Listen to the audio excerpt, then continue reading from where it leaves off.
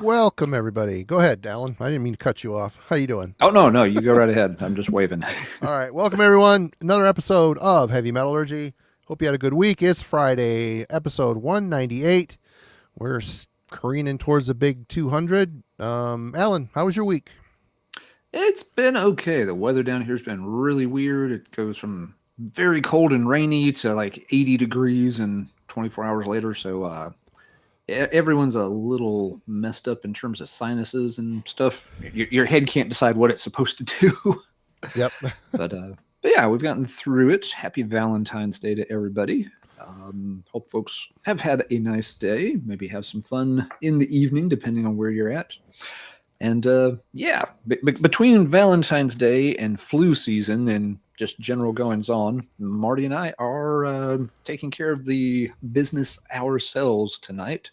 Folks' schedules have been pretty full, but we'll get some guests back on next week. We've got some pretty good ones that we're trying to get lined up, just having to nail down dates with some different folks. But yeah, most of the metal community tonight is otherwise engaged or under the weather. So hope folks get to feeling better, enjoy their Valentines, and yeah, I think we can handle this ourselves. What could possibly go wrong?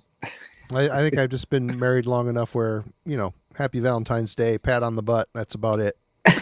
Yeah. I mean, not even a card. I mean, it's just kind of the way it goes. But I took the family out to dinner tonight. We had a nice dinner, and wife has herself a rose, and so on and so forth. So kind of, we did it nice but pretty low key, and I've got permission to be here tonight, which I'm very glad for. Good to see plenty of folks in the chat. And yeah, Marty, any announcements or news we need to cover? No. Other than the next merch drop is coming here in the next couple months. I just been talking to our friend Lee over at Heavy Art Chat. Or Art, yeah. What the hell's the name of the channel? Heavy Art Talk. Heavy Art Talk. Yeah. God, brain fart. He's getting me a list of artists that we might reach out to design the next shirt design. So that's coming in the future. The coffee mug idea, man, I'm looking at them. I don't know. I haven't seen anything yet that I'm super excited about. So that's going to have to be one of those wait and see type of situations. But other than that, we've got a review coming up on Monday with Alan. He Mistreater. Is that the name of the band? Mean Mistreater. Mean Mistreater, yep. Yeah. Their sophomore album's about to come out, so I've reviewed that. Really good traditional metal. Folks should check that one out. We got a Getting Shot this weekend. Kellen and Alan, are we talking about the Hava Krunu? That's going to be coming along here in the weeks coming up, I think, too. A lot of folks are looking forward to that one. It's the band's fourth album, and they've been making some waves with the past couple. We'll see how this new one does or doesn't do. And also, Logan and Alan are going to be talking about Christian Mistress. So Alan's busy boy here in the next week or so. Yep. We got a few reviews to do, but yeah, Christian Mistress is back after a 10-year hiatus. So they're not on Relapse this time. They've changed labels, but yep, they are back with their first album in a decade. Right on. Yeah, but other than that, there's nothing else really new and going on. We had a good week this week. Logan's first review, Active Impalement. Go check that out. That dropped on Monday. Wednesday night we talked about can't remember the band off the top of my head. Oh yeah, Venom, yeah. Venom, something like that. Go check that out. We talked for 2 hours about the record, so go check it out. Other than that, before we get started, you got what's coming up on Let's Talk Metal. It was good to see your Metal Church thoughts. Fortunately, couldn't share them with us live, but the flu had other ideas. It did, but yeah, I got those, got that posted. Folks were interested. Some folks really didn't like the way I ranked certain albums, but I kind of asked them, like, okay, what would you rank last? And there was no reply. It's easy to criticize, and then when you have to start thinking yourself, it's like, how do I put these things in order? Well, yeah, some of them they can't all be number one. Doesn't work that way. Some people just need to maybe put up their own channel and just tell it like it is. All right.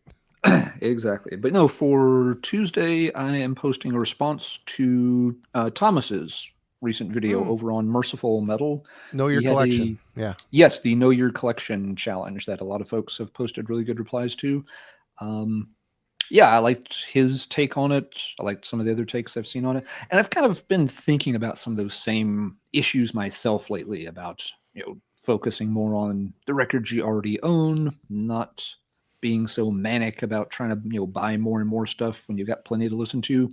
So yeah, I've shot a reply to that, and we'll post that on Tuesday over on Let's Talk Metal. I've also got some other fun ones in the can for weeks coming up.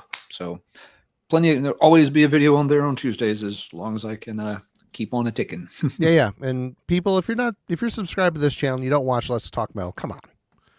Professor is kicking ass over there every Tuesday. He drops every Tuesday early at like 6 a.m. So go over, subscribe. I don't know if you put a link. Alan set the stream up. When I remember, I try to put a link, but yeah, I usually don't put a link to mine, but we've got links down there to the Discord, so folks can go check that out. And links to the merch site. So when the new t-shirts are ready in a month or two, they'll be easy to find. George, I'm so sorry to hear that she was not impressed. But you know what? It all worked out in the end, right? Lots of metal albums for the wife, but she didn't want them, so I had to take them for myself. See, at least you have a kind, giving heart, It's the thought that counts, George. Right. Absolutely. You thought she would really enjoy, the entire discography of Enslaved, so you can't tell it. You gave it your best shot. Absolutely. No one can blame you for that. It was probably a lot better than her gift to you, which was probably nothing. Yep. All right. Well, why are we here tonight, Alan? Other than it's Friday night, we're always here. But you came up with a kind of a fun little idea for tonight, and this is just the original crew tonight. We're not hanging with anybody other than all these fine people in the chat. 101 of you watching. Cheers, everybody. Thanks for stopping at Discord for a minute and come talk on the chat. Very nice of you. Thank you. Yep. Well, it is Valentine's Day as of the time we're recording this. And so, first thought for a topic was, oochie smoochy lovey dovey albums, but that would be kind of hard. We could have picked ballads. Genre. We could have maybe went for that would have been a pain in the ass. So it would have been a bit much maybe to try to do a whole show with our favorite heavy metal love songs. Like somehow that didn't feel quite right. But what felt a bit better was the idea of like, hey, there's a lot of albums we do love, but we don't really take them out and play them very often. They can go a long time without getting some spins. There's some albums we love that we revisit consistently. Others don't get that much attention anymore. So Valentine's seemed like a good day to take some of those favorites off the shelf and give them a little love tonight, since it is a Valentine's Day. Marty, why is it that we don't play all these albums that we love? I mean, like everything I've picked tonight is like an A-rank album, great stuff, but I don't know if I've played any, most of these I haven't played in years and years. Why is that? Yep. What's wrong with us? Well, this could be also another reason why, Thomas at Merciful Metal is right with his topic, get to know your collection. I mean, obviously part of it is, I'm looking at some of the ones that I picked for tonight. I've listened to them so much. I mean, so much. They're kind of committed to memory. They're committed. They're part of the DNA. They're part of all that stuff. And, not to sit here and say, I've got a big collection, flex. But the more crap you acquire, you're always kind of checking out the new shit you get, and you kind of just stockpile the rest. So there's a hoarding mentality here, and you always want to, satisfy the endorphins rush of getting a new album by actually listening to it. But yeah, what are your thoughts on it? Yeah, that's, definitely part of it. And, something else we just run into over time as your collection slowly gets bigger. You don't have time to play everything. No. So there's new releases that you're excited to hear. There's old albums that you never got to check out that you finally stumble across. And, so you spend time on those. And there's only so many hours in a day for listening to stuff. When you think back on it, we always sometimes talk about how, we used to, play albums constantly and know like every track. And part of that though, it was maybe you only bought 1 or 2 albums a month back then. but also you had a much, much smaller pool of records to choose from. So, when you only have, 10 or 20 cassettes, yeah, you're going to get to know all of them and play them probably on a pretty regular rotation. But, as the collection gets bigger and bigger, you just can't circle around to everything but so fast. Yep. I mean, if you have, make the math easy, if you own 365 albums, and even if you play one album every single day, you only get to hear that album one time per year. Yeah. And the math just gets worse from there as the collection continues to get bigger. I mean, you either have to start listening to multiple things per day, which isn't always easy, or you just don't revisit things all that fast. Yep. Absolutely. And I don't have much more to add than that. And like I said, Simon's got a really good point there too. Exactly. I mean, as you get older, you feel like you should have more time. You've got more money to spend on metal, but you don't have the time. You got a lot of other responsibilities to deal with, for sure. That's a really good point, Simon. That's part of it, and I will also admit I can be very easily distracted. Mm-hmm. Oh yeah, no, yep. I mean, I think a lot of metal fans are kind of easily distracted. A lot of us have that mentality where we really want to hear it all, but that means you're listening to you play this, okay, on to the next thing. Heard that one, okay, on to the next thing. Then 3 years later, you look in the rearview mirror and realize, like, I haven't played any early Black Sabbath in like 3 years. What the heck? That doesn't feel right. Yeah. How it works for me is like Black Sabbath, for instance. I won't touch them for a long time, and then I'll put on one and be like, oh, the light bulb comes on, and that's all I want to listen to for 2 weeks. Mm-hmm. So we have ways of catching up, catching up with the classics. It isn't as frequent as it should be, I guess. But again, like I said, some of these I've wore out endlessly. Yep, endlessly. And know what they sound like before I put it on. And I'll often reach for something maybe later in their catalog, mm-hmm. or something I like better in their catalog. I don't know. Yeah. Yeah. And we definitely, go through cycles. I know I certainly do. Like, for example, the past few years, I just have not played much power metal for whatever reason. I haven't been in a power metal zone for a few years now. So those albums haven't gotten played a lot. Yeah. On the other hand, I've been much more on death and black metal in recent years, so those things have gotten revisited a bit more. But yeah, again, I can't play it all. Check back in several years ago, I was playing tons of power metal, and I wasn't touching any death or black metal for a stretch. So it goes through cycles too. With me, there's often a couple of genres I'm focusing on. But that means others, kind of get pushed to the back of the line and have to wait for my brain to rotate back around to the point where it's like, okay, I think I want to spend the next, I'm going to be on a doom metal kick for the next 6 months. It'll happen, but yep. They can't all happen at the same time. I do want to say, people mentioning the Discord last week, the link I put up in the Discord, it expired. If you go to try to click on the link this week and it shows its expired link, just put a comment in the description and I will update the link. So anybody that hasn't joined the Discord yet but wants to, we'll make it right if the one that's there is a dead link. Yeah, so it's probably going to be a short night tonight. Alan and I each picked 20. Mm-hmm. 20 albums that we love but haven't spun in quite some time, and we'll talk about them a little bit and just do it until we're done, and that's that. Yep. Sounds like a plan. We'll start with you, Alan. All right. Well, I'll start with this one. It's an album that I've kind of become, I guess, attached to, notorious for, infamous for, something like that. It's one I rank really high. I very rarely take it out and play it, despite the fact that I own about 10 or 11 copies of it. Jagdpanzer's Ample Destruction. This is the British cover. The UK pressing had a unique cover. So did the Canadian pressing, I think. Funnily enough, they've even reissued it with this cover, so you can certainly get it this way if you want to. But as much as I do sing the praises of this album and love it to death, it's not one I play exceedingly often. It gets a spin maybe every couple of years, I would guess, on average. North, thank you so much. Really appreciate that. Thanks, North. Appreciate it. Definitely so. And yeah, I think one issue with this one is that even though I own a ton of copies, they're all vinyl copies. So the only time I'm going to play this is when I'm taking the time to sit down, with the turntable, which doesn't happen as much as it does with other formats. CDs are a lot more convenient for me to play than vinyl. Digital copies, downloads, MP3s, those are a lot more convenient for me to play than CDs much of the time. And, as a result, things that I have only on vinyl don't get through the rotation as often as things in the CD collection or things that I've got on the hard drive.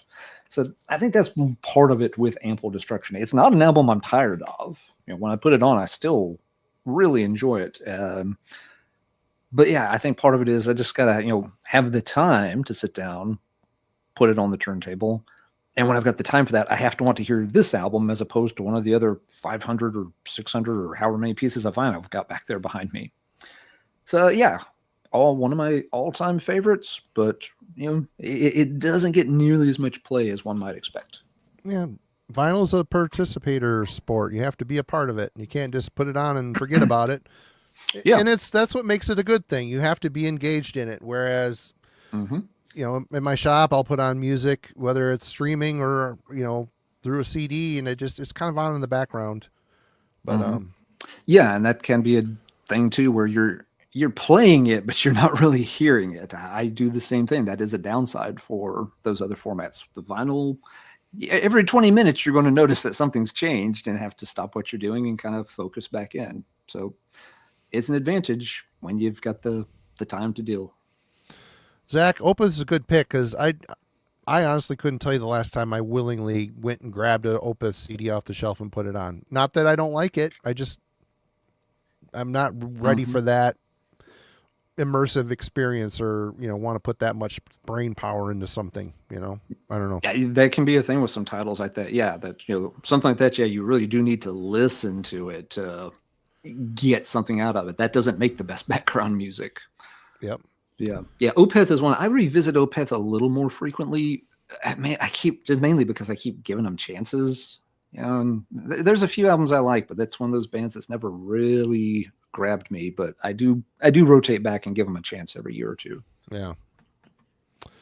All right. Well, let's get in here and see if I can get some people angry flipping tables with this one.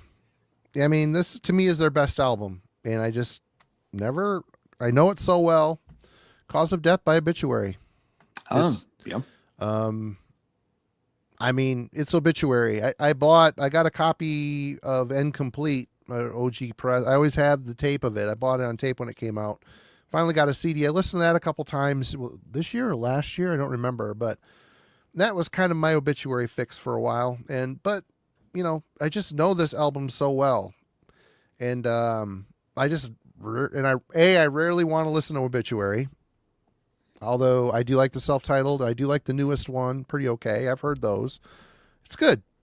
But again, you can just pick this up and look at it and know exactly what it is. And like I said, I've listened to it so many times. I don't know. I'm just going to move on to something else I want to listen to that I might not know as well or is a little more engaging. But still, great album. Classic, of course. It just isn't something I have reached for in quite some time. Yeah. Yeah, folks, sometimes we do just kind of get a little burned out on an album where we've heard it so much. I'm going to have some examples of that too as we go through the night, for sure.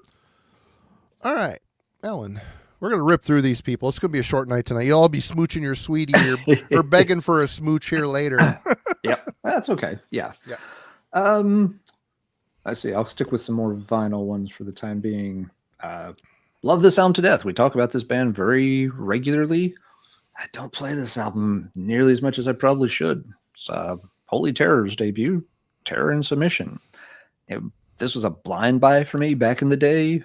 Had never heard of the band, knew nothing about them, but it's just like with a logo like that and like a $3 price tag at a record show back in the 90s, I'm like, wow, I'll give that a chance. And man, it's a fantastic album. Yeah, I know Mind Wars tends to be most people's favorite, and it's definitely like a more intense, over the top album than this one. But yeah, this one still is just top-notch material. Great. As vicious as this album is, it's still got just so many really big, catchy, memorable hooks. The songs are just fantastic. And I bet I don't play it once every 5 years anymore. And it's a shame. It's one of those albums when I take it out and I do play it, I'm just like, oh man, that is so good. And I'll probably spin it like 2, 3, 4 times before I put it away. But when it goes back on the shelf, it just doesn't rotate back off the shelf. And this may be another one that kind of suffers the vinyl only problem. I don't have this on any other format. So if I did, it might get a little more play. Something else, with my listening habits, a lot of times for more extreme stuff like this, I usually, when I'm like, I want to hear something really aggressive like that, I don't go to the vinyl shelf. I almost always go to the CD shelf instead. And so, yeah, the heavier thrash metal, death metal, black metal stuff that I have only on vinyl, for whatever reason, I just don't go to that corner of the room when I'm in the mood for something like that. So I don't see it, so I don't play it. Again, a big reason I have my collection sort of organized and broken down by genre and subgenre. A lot of times I am thinking like, I want to hear a really heavy thrash album right now. So that way I can just go to the shelf and see all the heavy thrash stuff together and pick something. But for that style, yeah, I tend to only go to the CD shelf. And so the Holy Terror vinyl doesn't, it never gets in front of my eyeballs. So yeah, I don't think about playing it, which is a shame. Because again, fantastic album. Both their albums are just, amazing things that I should play more often. I got to start walking in the other direction when I want that genre, I guess. It's a great album. I agree. But whenever I want Holy Terror, I'm reaching for Mind Wars. I don't care. That album is just, to me, the superior. It's just more intense, more crazy. It is, but yeah, that's the thing for me. Like, I don't always need it to be that intense and crazy. If I want it, yes, I would go for Mind Wars. But if I want something that's reined in just a little bit, then I would definitely go with Terror and Submission over that one. I think, they're different enough that they can kind of satisfy two different wants. It's not like both albums are exactly the same or this close. They definitely changed a little bit there, enough to make a significant impact on the overall sound between albums. This is a good question. Matt Flesh asks, so will you guys play these albums before you put them away? Maybe I might play one or two of them, but again, I'm not going to get through all 20 of them. It'd take me the rest of this month at least. Yeah. So, and I've got 2 albums to review with Logan and Kellen coming up here in the next few days. I got to spend time with those. The vinyl ones, I can't play them when I'm commuting back and forth to work. So, in the evening when the kids gone to bed is the only chance I have. So, yeah, a couple of them might get a quick spin, but most of them probably won't. What do you think, Marty? Are you going to get? Are these going to actually get spun from you before they're reshelved? There's a few I pulled off the shelf and looked at when I'm kind of excited to look at this again. It's been a while. It might be fun to listen to it, but I don't know. We'll see. Like I said, heavy metallurgy homework. It's real. It's a thing. We, preparing for album club or preparing for stream we have Fridays or, review we're going to do. There's always some metallurgy related homework or music on the player. So, yep, that's a good point too. I mean, at some time in the next couple of months, I got to listen to 25 Rage albums. Oh shit. Yeah. There's a lot I haven't heard, and there's even the ones I have heard, I'm rusty on them. So yep. That'll take up a chunk of listening time too. Right on. All right. Well, let me see here. Corner. Punishment for Decadence. Yep. Same here. Damn it. I mean, this is musically a great album. Perfect 10 for me. It always bugged me that they produced the vocals a little low. He was a little self-conscious about his voice, and they buried him a bit to make the music stand out a bit more because, songs like Skeleton on Your Shoulder, the riff runs, the note runs in that song are just, wow, so good, so good. But, yeah, having said that, I always worship this record. And I find myself these days when I'm reaching for Corner, it's either R.I.P., which is my favorite, or No More Color. Those two really resonated quite a bit for me, especially R.I.P. It's a very dark kind of evil album. Mhm. No More Color is just more social, political. It's a very emotional record. I loved how they mixed that in with their real technical style, and the fact that they always wrote highly technical music without losing sight of memorability or catchiness. It was perplexing, a lot of notes, but the end result was always a tune you could come away with humming. So I don't know. This is a great band. They lost me with Grin. I mean, I think Mental Vortex was a sign of what was to come. Still a great album. They started to simplify a bit, and then Grin came, and it's just it hurts me. It hurts my heart, and that's kind of where they're at. But yeah, Punishment for Decadence by Coroner. Love the record. I love it. It's great. Have it on CD and LP. Just haven't spun it in a while. Maybe that's the one that needs to go in the van one of these days. That'll be fun. That'll be a fun one. Yep. Yeah, Coroner as a band is one I haven't really played. Other than R.I.P., I haven't played any of the other Coroner albums in years. Well, no, I have played Punishment for Decadence at least a couple of times in the past 5 years. But yeah, it's that band's on my to-do list of bands I need to, kind of shake the rust off of, because it's been way too long since I played anything past Punishment for Decadence. Right. Okay, Ellen, what you got?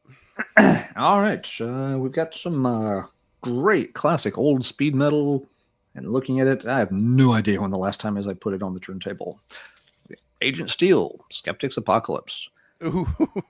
One of the best A-sides ever recorded. The A-side of this album is just flawless. And the B-side's no slouch, don't get me wrong. It's not like it really drops off or anything. But yeah, just, really fantastic. All the albums I'm picking tonight are fantastic. And this A-side, I'll put it up against anything.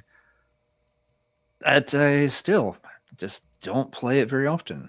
And once again, I think this one also suffers, the same vinyl-only syndrome that I've mentioned with the others I've shown so far. I don't have it on any other format. And usually when I'm thinking something, I want to hear something like crazy, fast speed metal, I go to the CD shelves. And I see Whiplash, Ticket to Mayhem. Like, ooh, okay, let's do that. And so this one, just as great as it is, and much as I like it, I can't remember all 5,000 albums I own when I'm thinking, what speed metal album do I listen to? I just go to the shelf, look around, and okay, that one looks good. So if I had a CD pressing of this one, it would probably get into the rotation a lot more often, because I really do love this album. Not much compares to it. So much. The follow-up album is good, but it's not in the same league as this one. Yeah, this is the Agent Steel for me. But not very often. It just doesn't quite get...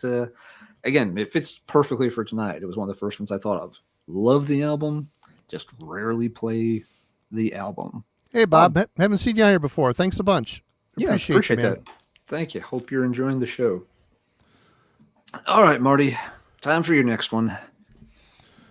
Well, since you showed that one, I'll show the other one. There you go. So Unstoppable Force, Agent Steel. And it isn't because I don't like this album, although there's some sign of changes happening here, but it's not too bad. I mean, Chosen to Stay, what a great song. Unstoppable Force. Yep. Never Surrender. I mean, Rager. I think that's the first ever Agent Steel song I heard was Rager. It was on a Camelot Music Combat. It was Combat, yeah. Combat Core cassette sampler that they would give out. They saw you buying metal, the person behind the counter would give you this sampler, and that's the first song I ever heard by them was Rager. Yeah, mine's a radio promo. It's written all over the place. WNMC is a college station here in town. They put stars next to the ones they could play. Another here's this one right up. Another usual Ken Miller rating. So evidently, whoever Ken Miller was, heavy metal at its finest, and then someone put on there another usual Ken Miller rating. So a little bit of inter-station rivalry, it seems like, was going on here. But there's nothing wrong with this record at all. But for me, whenever I'm going to listen to this band, it is Skeptic's Apocalypse. No question at all. But Yeah. yeah, it is still just talking about it. I kind of want to listen to it. This one might go on tonight. We'll see. We'll see. Maybe. No, it is a very good album. I think for me, it does get overshadowed by the debut. Yeah. Let's see. Who was this? Yeah, Send More Brains, had a good question about this. That, why end up with all this stuff if we don't get around to playing it? I'm not sure anybody really ever sets out to end up with, this kind of, giant pile of music. We all started as just, fans. Teenager. Yeah, Kid. I teenagers started listening. buying the shit as a kid. Yeah, buying, music. You got into the music, you liked it, so you picked up what you could here and there. Yeah, I know. I certainly wasn't thinking when I was 18 years old. So I was like, oh yeah, 30 years from now, I'll, have, thousands of these sitting around the house. It just kind of happens organically, and it doesn't happen to everybody. Some people grow out of it, sell off their collection, just listen to stuff online, and that's quite okay. However, folks want to consume it, but there have been some videos. I actually touched on this a little bit in a video recently over on Let's Talk Metal. That, for some people, I think especially, for like Marty and my generation, Generation X, you grew up and almost everybody collected something, and often multiple somethings. It was more of a thing maybe for that generation and earlier generations. Whereas I don't think it's as much a thing, maybe for Generation Z and millennials, or they've gotten used to having access to just digital or virtual stuff online where they don't need a physical copy.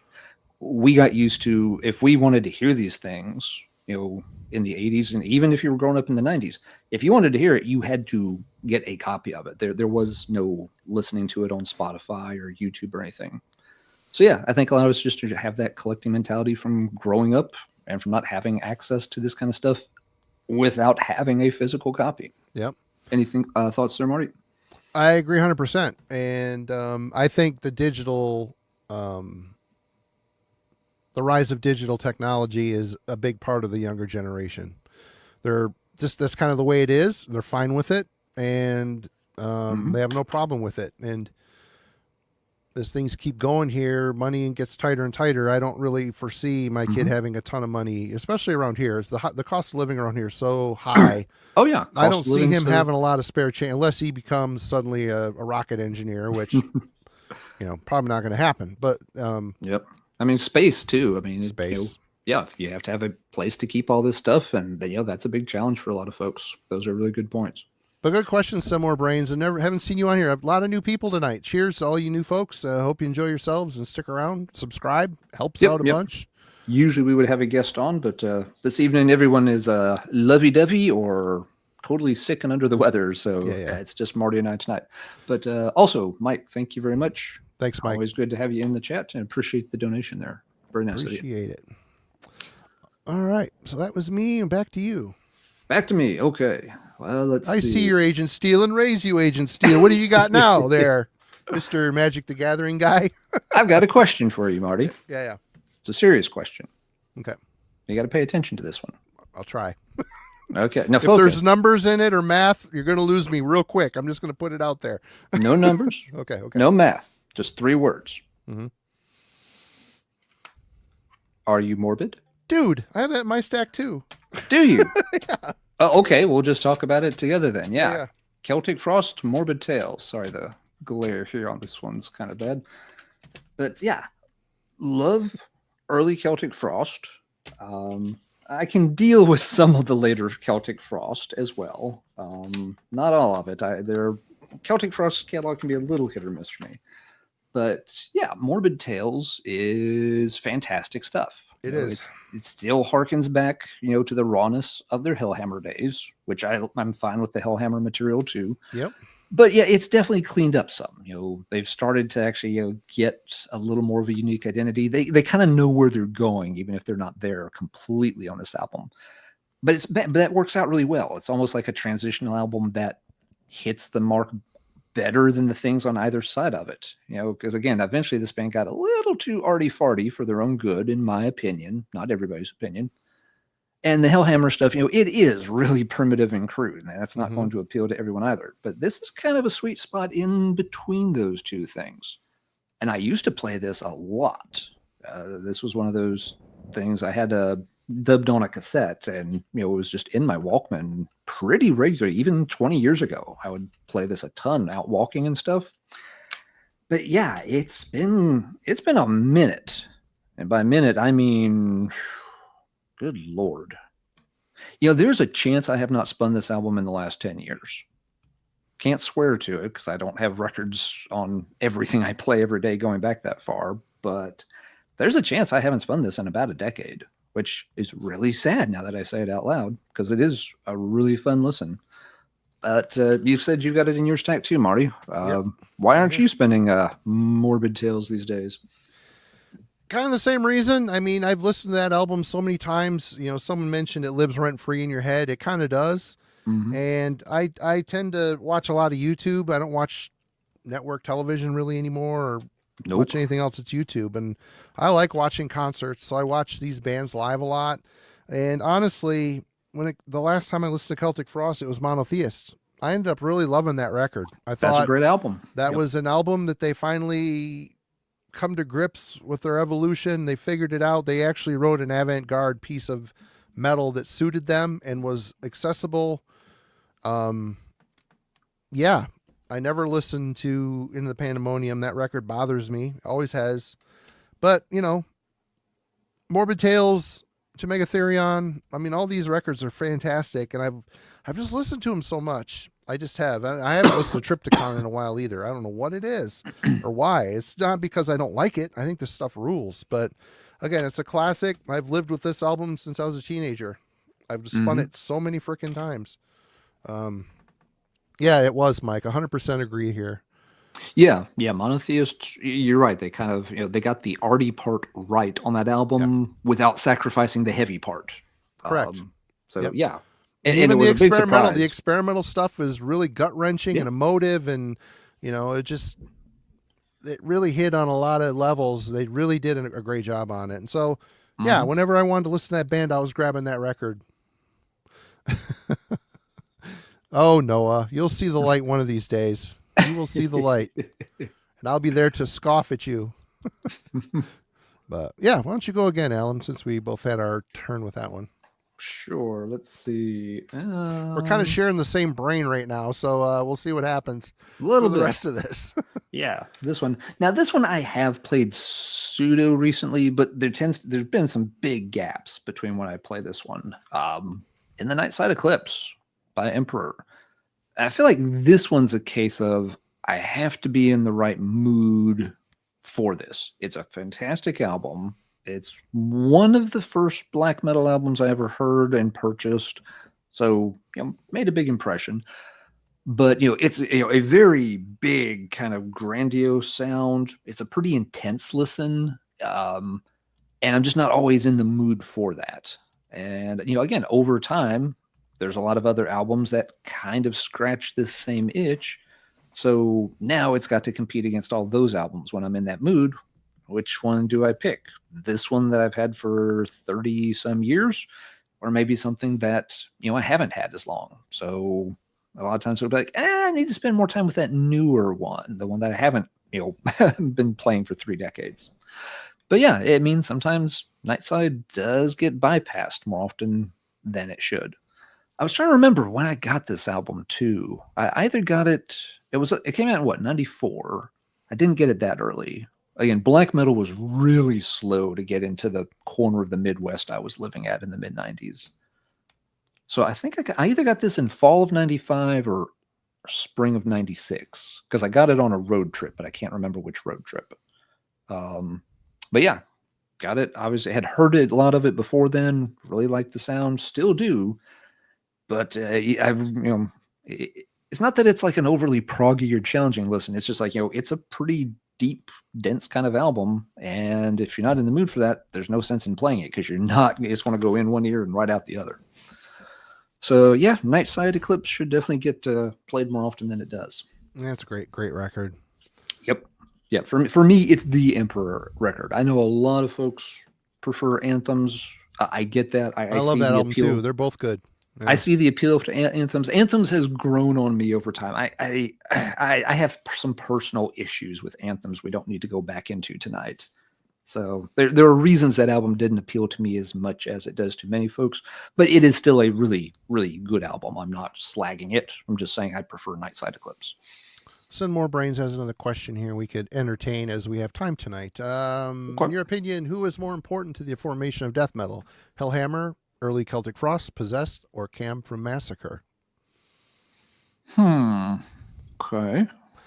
Well, I would rule out Possessed. They coined the phrase, I think, but they were, to me, always a dark thrash band. I know people are like, "You're wrong, dummy," but I don't care. It's just they weren't death metal to me. And Agreed. Hellhammer, Frost, for sure, 100%. Cam from Massacre, man, to me, when Massacre came out, that band From Beyond is just average all the way around. Death, the band Death, Chuck, I think had much more of an impact on death metal, obviously, for that. Yeah, I think from those choices, I would have to go with the early Hellhammer. It's funny because, back then, a lot of people thought it was just like, a total joke and kind of a sloppy bad joke at that. Yeah, even, Tom for a long time tried to just disavowed that band as, just sort of, juvenile, amateurish. We didn't know what to play and it sounds like it. But you hear that influence in so many bands in the past few decades. And it's not just even in death metal bands that are strictly death metal, or there are bands that try to clone Hellhammer. There are a lot of, like death doom bands that really latch onto that sound. There's a lot of extreme death metal bands that latch onto that sound. You get sort of the blackened thrash hybrids and the, blackened thrash bands. And a lot of them draw some inspiration from Hellhammer. So I'd have to go with that one. And early Celtic Frost kind of runs into that a little bit, but Hellhammer was there first, and that is one that really, really did develop that cult status over time. Good question, man. Thanks. I am next, I guess. This one kind of hurts my heart to show because damn it. There's been a lot of people talking about this one a bit because Osmos just reissued it. But Ceremony of Opposites by Samael. Oh, that's a fantastic album. This is a fantastic album. You have no idea when this came out how many times I spun it. It would be over and over, and I would just put it on repeat and let it keep playing. Yes. Yep. Recently, though, I have really fallen in love with Blood Ritual. The album that came before this. That is just such a dark and evil record. Yep. And typically it's the one I'm going for. It's creepy. It's got the right, it's almost a black metal vibe, but like a doomy black metal vibe. But man, there's nothing wrong with this record at all. All day long, this thing is perfect. It just, and I was one of the guys that was pissed when they decided on Passage and the Rebellion to start going to drum machine as opposed to their perfectly fine drummer continuing to play drums. Like, I'm going to play percussion and keyboards, but I wasn't on that. I wasn't in that camp. I do like electronic music. I like industrial music mixed with metal, but this album was so huge in my listening, into my diet. I couldn't entertain. I ended up liking Passage, but it was hard. It was a hard sell. But this thing here, man, it's great. This is another one I should definitely take out and listen to this week when I'm working. So, like I said, it hurts me to pull a lot of these tonight. I'm like, God, why haven't I listened to this in a while? This album rules. It's so good. But yeah, it does. Yeah, that was another really early black metal album for me. That Ceremony and Nightside. There's a chance those were the first two black metal albums I ever bought. I can't swear to that off the top of my head, but there is a chance those were the first two CDs I ever got in that genre. This could be a black metal record. I never really thought about it much. It really does kind of have the secret sauce that makes it that. Oh yeah, it does. Now, yes, and it's incorporating some other elements. They're definitely going in in a different direction already. But yeah, it's got that. It still has that evil, sinister vibe from Blood Ritual. They've just punched it up a lot. With different, starting to work on that electronic sound, but not going full bore on that stuff just yet. But yeah, that album is fantastic. One thing I always like to point out about that album, the sequence of the tracks is brilliant. Mm. The way those tracks fit together in that order is perfect. You cannot play that album on shuffle. It would lose massive points if you were to start rearranging the tracks on that album. It sounds perfect the way they've lined them up. Yeah, definitely revisit it, Wade. If you said it never connected with you, man, it's really good. A dark, very theatrical album too. Yeah, and not in like a Celtic Frost kind of way, or not, and not in a Cradle cheesy of Filth way. I mean, not in a cheesy way, not in a over the top way, but yeah, theatricals are really. I actually like that. That's a really good word for that one. All right, there you go, Ellen.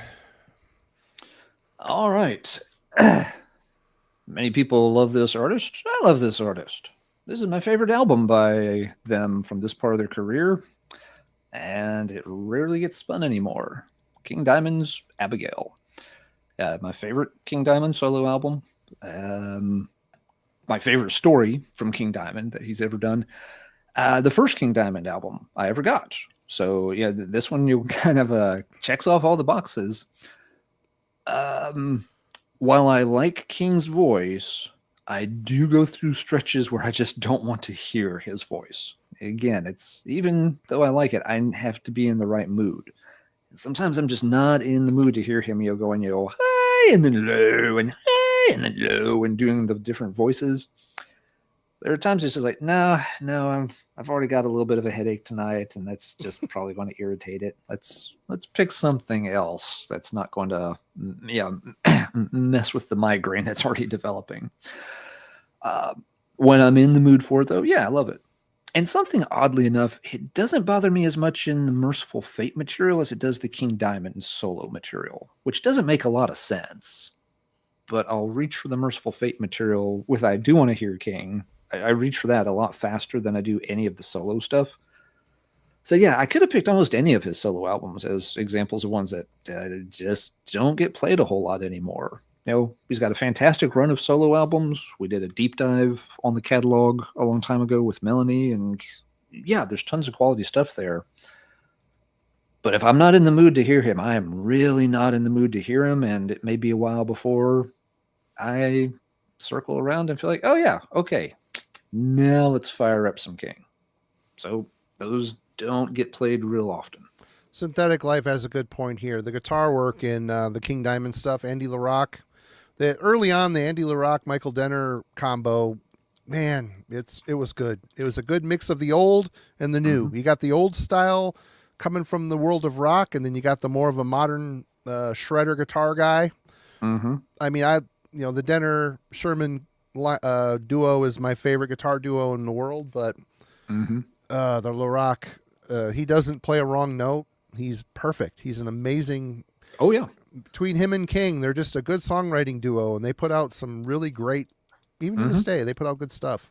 Oh yeah, no, I mean King's always done really well having a very talented lineup around him. There's never been an issue of this like, oh, this album stinks because he's just got some random hired guns that, whatever. No, it's always a star-studded kind of lineup on those albums for sure. Yeah, Ash. Denner solos are my favorite too. He was like a better Ace Frehley, meaning his solos, you could remember them. It was like a song within a song type of thing. Love that. I love that. Oh yeah. Yeah. But I mean, between the King Diamond stuff and the Merciful Fate stuff, you've got some of the best heavy metal guitar work ever recorded. Ever. Yeah. Yeah. People will make cases for other guitar duos. I'm pretty sure this is off the top of my head, but I think it would hold up. I'm pretty sure that the Denner Sherman is the best two-man guitar attack heavy metal has ever seen. Well, on the same shelf, you got to look at Smith and Murray. I mean, they're you do. Yep. They're really kind of in the same ballpark as far as stylistically. They come from the same era. There's a lot of similarities there. But yeah, I don't know. It's hard to choose between those two bands as far as solo work goes. Oh yeah, no. Again, there's lots. There are other contenders for that title, but I think even if I sat down and lined them all up and thought it over, I think I would still end up on Denner and Sherman as at least my favorite guitar pair of all time. I don't I can't think of anyone, even Iron Maiden. I don't think quite takes the title from them. Alex is sneaking in with the Downing and Tipton Yeah, contingent. that's what they would also be in the conversation Yep. for sure. Yeah, I'll tell you a really good one that I love to death. They didn't have necessarily a huge run of material, and it's not a band that's quite on that same tier we're talking about right now, but the Deceased era with Mark and Mike around like Fearless Undead Machines and Supernatural Addiction. Those two guys were amazing together. Well, Mike and Shane on the new album, holy crap, or the last one too, Ghostly White. There's the new album in particular, they really dug into the classics for they focus more on traditional metal solo work and twin guitar stuff. Great. Good duo too. Yeah. Yep. But yeah. Mark, I think, that there's that run there right around the turn of the century for Deceased where, Mark and Mike were absolutely just completely, you sometimes hear described as like, you're just kind of like almost like telepathically linked to each other. And that they were just fantastic on those albums. Well, it's one of those things. It's true. You play in a band long enough and you got two players that have been there since the early days and playing together, you kind of can complete each other's sentences in musically in a way. So I get that. All right. Good one. Well, War Master, Bolt Thrower. This isn't, of course, an amazing Bolt Thrower record. Again, another one I've spun almost the ones and zeros off of this disc. But a little album that came along after this, shortly thereafter, called For Victory, that took everything with War Master and the Fourth Crusade and built upon it. For Victory for me is the ultimate Bolt Thrower record. I absolutely love it. It's a perfect riff album, and this here too. This is a good transitional album between Realm of Chaos, which was kind of more crusty and down-tuned. They started to tune up a little bit on here. And in fact, the album after this, they tuned from, I don't remember the exact tuning, but they were super low in the early stuff. So they tuned up a bit and fixed some of the intonation problems that they always had in the guitars. But you get Cenotaph on here, of course. Shreds of Sanity, what a great song. Afterlife, War Master. It's just song to song. It's a great, perfect album. It's just not For Victory. Whenever I want Bolt Thrower, I want to air guitar and headbang through the whole of For Victory. It's just the way it goes. And when the Fourth Crusade came out, I really liked it, but I thought it was kind of the Obituary thing. There's like they wrote War Master Part 2, where Obituary wrote, with the Incomplete, they wrote Cause of Death Part 2. It kind of felt like the same album to me. I don't know. I like now going back now, I always think, what was I thinking? Because it holds up really well. But yeah, For Victory for me is their crowning achievement in their catalog, 100%. Yeah. You really can't go wrong with any of the first 5 albums at least. Yeah. After that, there's a little wiggle room. I like some of the later stuff too, but their last album, Those Once Loyal, that's a great record. They went out on a good record. Yep. Even the one with the dude from Benediction singing, I think is better than it gets credit for sometimes. Yeah, he was a good replacement. Yeah, he was good. Yeah, he fit really good. But yeah, that's a good one. That's I still revisit that album, from time to time a bit, because if for no other reason, Cenotaph is my favorite Bolt Thrower song. It's a great song. Time. Yeah, that song just crushes. So I've got to hear Cenotaph every once in a while. So that album does not sit on the shelf too long. All right, what you got? All right, well, folks, related to our guitar discussion a minute ago, some folks were mentioning, Thin Lizzy, which another great duo to put up there. Oh. And actually, I have a Thin Lizzy CD in the stack here, so we'll just kind of jump to that one. I don't play Johnny the Fox very much anymore. And this is one of those albums, it's a little surprising to me, because if it's not my favorite Thin Lizzy, it's awfully close. Love the album to death. When I first got into Thin Lizzy about 20-ish years ago, probably a little more than 20 years ago now, this wasn't the first one I heard, but I picked it up fairly early, and I just played this album consistently for years. It's just shows them at, I think, really the peak of everything clicking for this band. It doesn't have the big hit of Jailbreak. That's okay. It doesn't quite have the same level of fan love and adoration as Black Rose, but that album's fantastic too. But man, everything on here is really good. Off their full emotive range, lots of variation. Everything. It's an amazing album, and it just doesn't get played all that much anymore. Now, I still do play Thin Lizzy on a pretty regular basis, but in recent years, it's almost like I'm shooting all around Johnny the Fox when I pick something. A lot of times, I do pick Black Rose. That album. Great. It has one glaring flaw, or it could be a perfect album.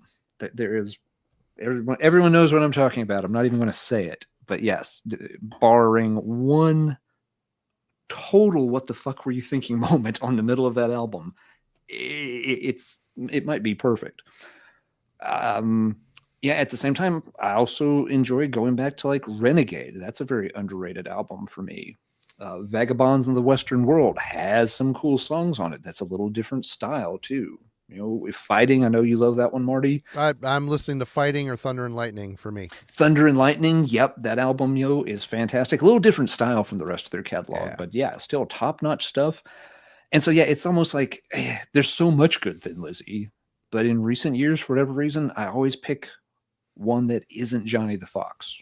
And that should change. Johnny the Fox should be in that rotation, because it's for a long time I cited it as my favorite Thin Lizzy record without a second thought. A lot of people like Chinatown too. Chinatown's not bad. For whatever reason, that's one that I've never owned. Now, I mean, I've heard it, and it's actually, it is pretty good. I've just never owned that one, so I'm not as familiar with it as most of their other albums. I'll keep my eyes out for you. I stumble across it on occasion. So you don't really see Thin Lizzy stuff used very often at all. I always check stores. They're one of those bands that people, they buy it, they keep it. You really do, yeah. I mean, or if you do see one used, it's just like the greatest hits kind of thing, or the reunion live album kind of thing. You don't see the classic old ones sitting around used ever. But so Johnny the Fox gotta go back and meet Jimmy the Weed and get back in the rotation there, man, because I dig your style. Yep.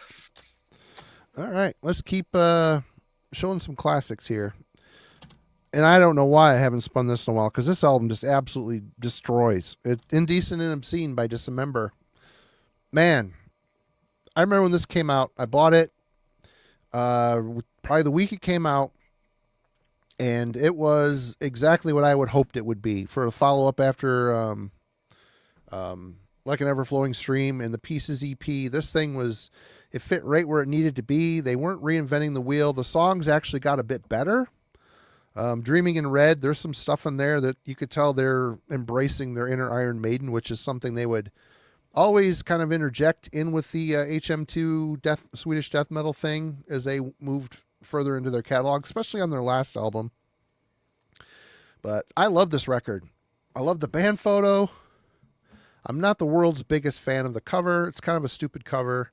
But, man, people always, when Dismember and Entombed were starting out, they're just, everybody's like, oh, Dismember, just an Entombed clone. And would always write them off.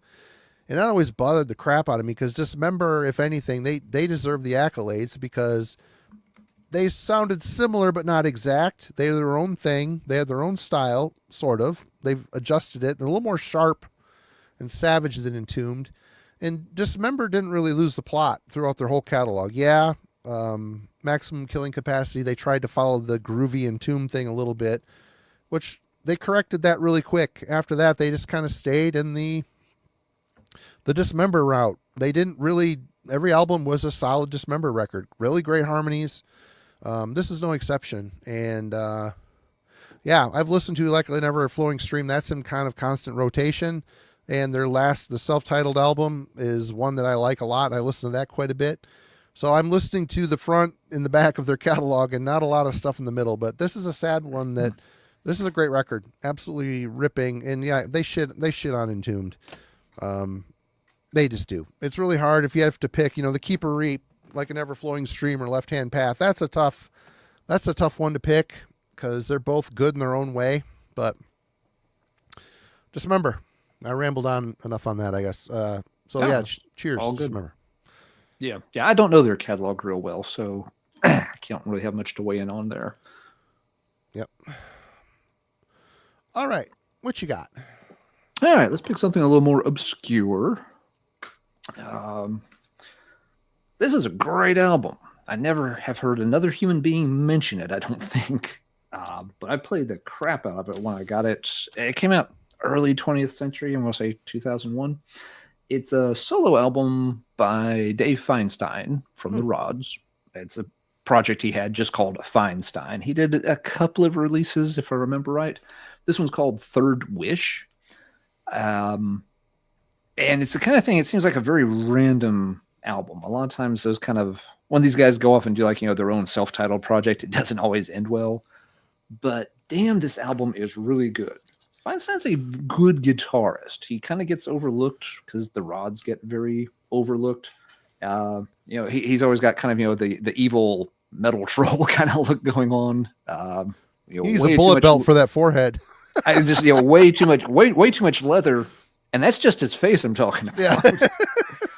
But, nevertheless, he's got some good guys on here. In particular, one thing that really puts this over is he's got John West on vocals, who at the time was singing with Royal Hunt. And West is a great singer, and his voice is perfect for this kind of material. I think there's a picture. Yeah, here we go. John West on vocals, kind of moonlighting from his tenure in Royal Hunt. And it's just an extremely good album. All the songs are very solid. You've got some really good, slow, moody ones, like the title track. Graphics on the back cover there, maybe not the best.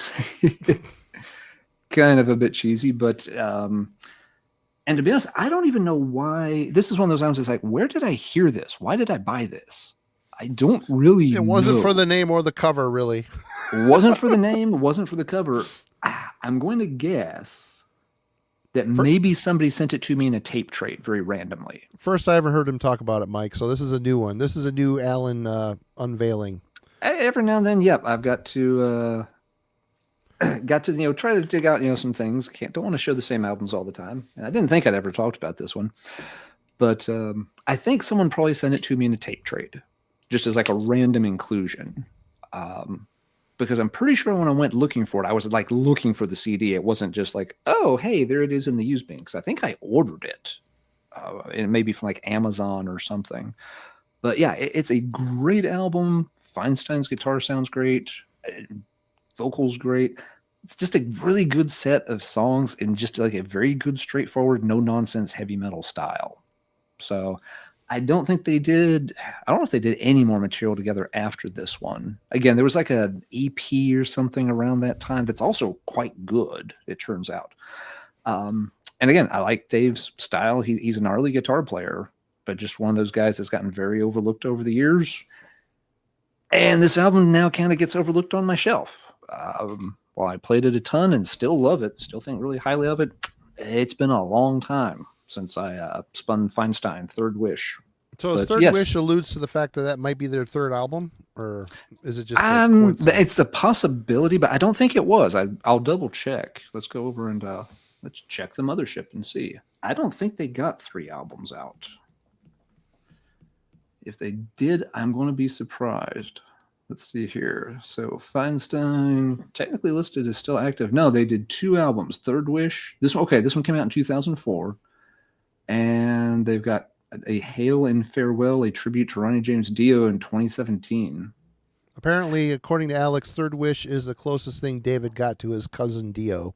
So apparently he was related to Dio. Yes, it is correct. Yep, good call, Alex. And if someone likes, the Dio material, especially maybe like a little bit more like the 90s Dio material when he slows down a little bit, gets a little heavier, like the Dehumanizer or Lock Up the Wolves kind of sound, I think Third Wish would appeal. Now, Metal Archives is incomplete here. I have an EP. It's something like Cuts from the Jungle. It's a weird title. Let's go to the spreadsheet. Stupid Metal Archives not having the Feinstein catalog right. I'll show you. You're gonna have to start your own Professor Steele's Metallum. I feel like, the Simpsons comic book guy here is like, that is incorrect, sir. Actually, Feinstein has another release. Let me look it up here. Dadgummit, man, this is stuff I haven't dug into for a while. Yeah, okay. Feinstein did there's a 2002 EP called Four Cuts from the Jungle. I don't know if it was like a promo only kind of thing. Maybe it was a test pressing kind of situation that never got a full release. But that Four Cuts from the Jungle, I've got it. It's on my hard drive. And the songs on that are really good too. So, and it came out, a couple of years before the album, but it's not listed on Metal Archives. So shame on you, Metal Archives. Fix your Feinstein page. Send them a submission. You can go in and change stuff, can't you? If you're a member or whatever. You can make submissions and stuff like that. Yeah. And I back in the day, I did a very small handful of reviews and stuff for Metal Archives, but I kind of leave that to other folks to take care of now.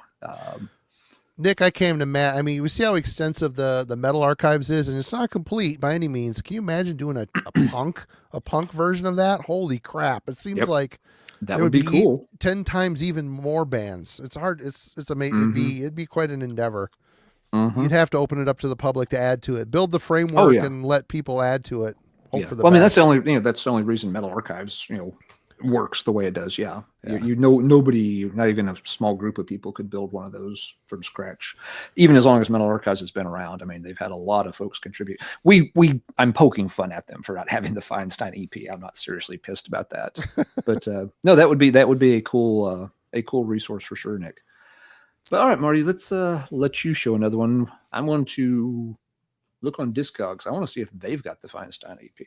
But go ahead with your next pick. Oh no, Sodom, Agent Orange. Again, this is another one I've spun the crap out of when I was younger. When this came out, always really liked it. Was always a little disappointed that it wasn't Persecution Mania Part 2. Mm-hmm. They started to introduce some stylistic changes that reminded me of Tank.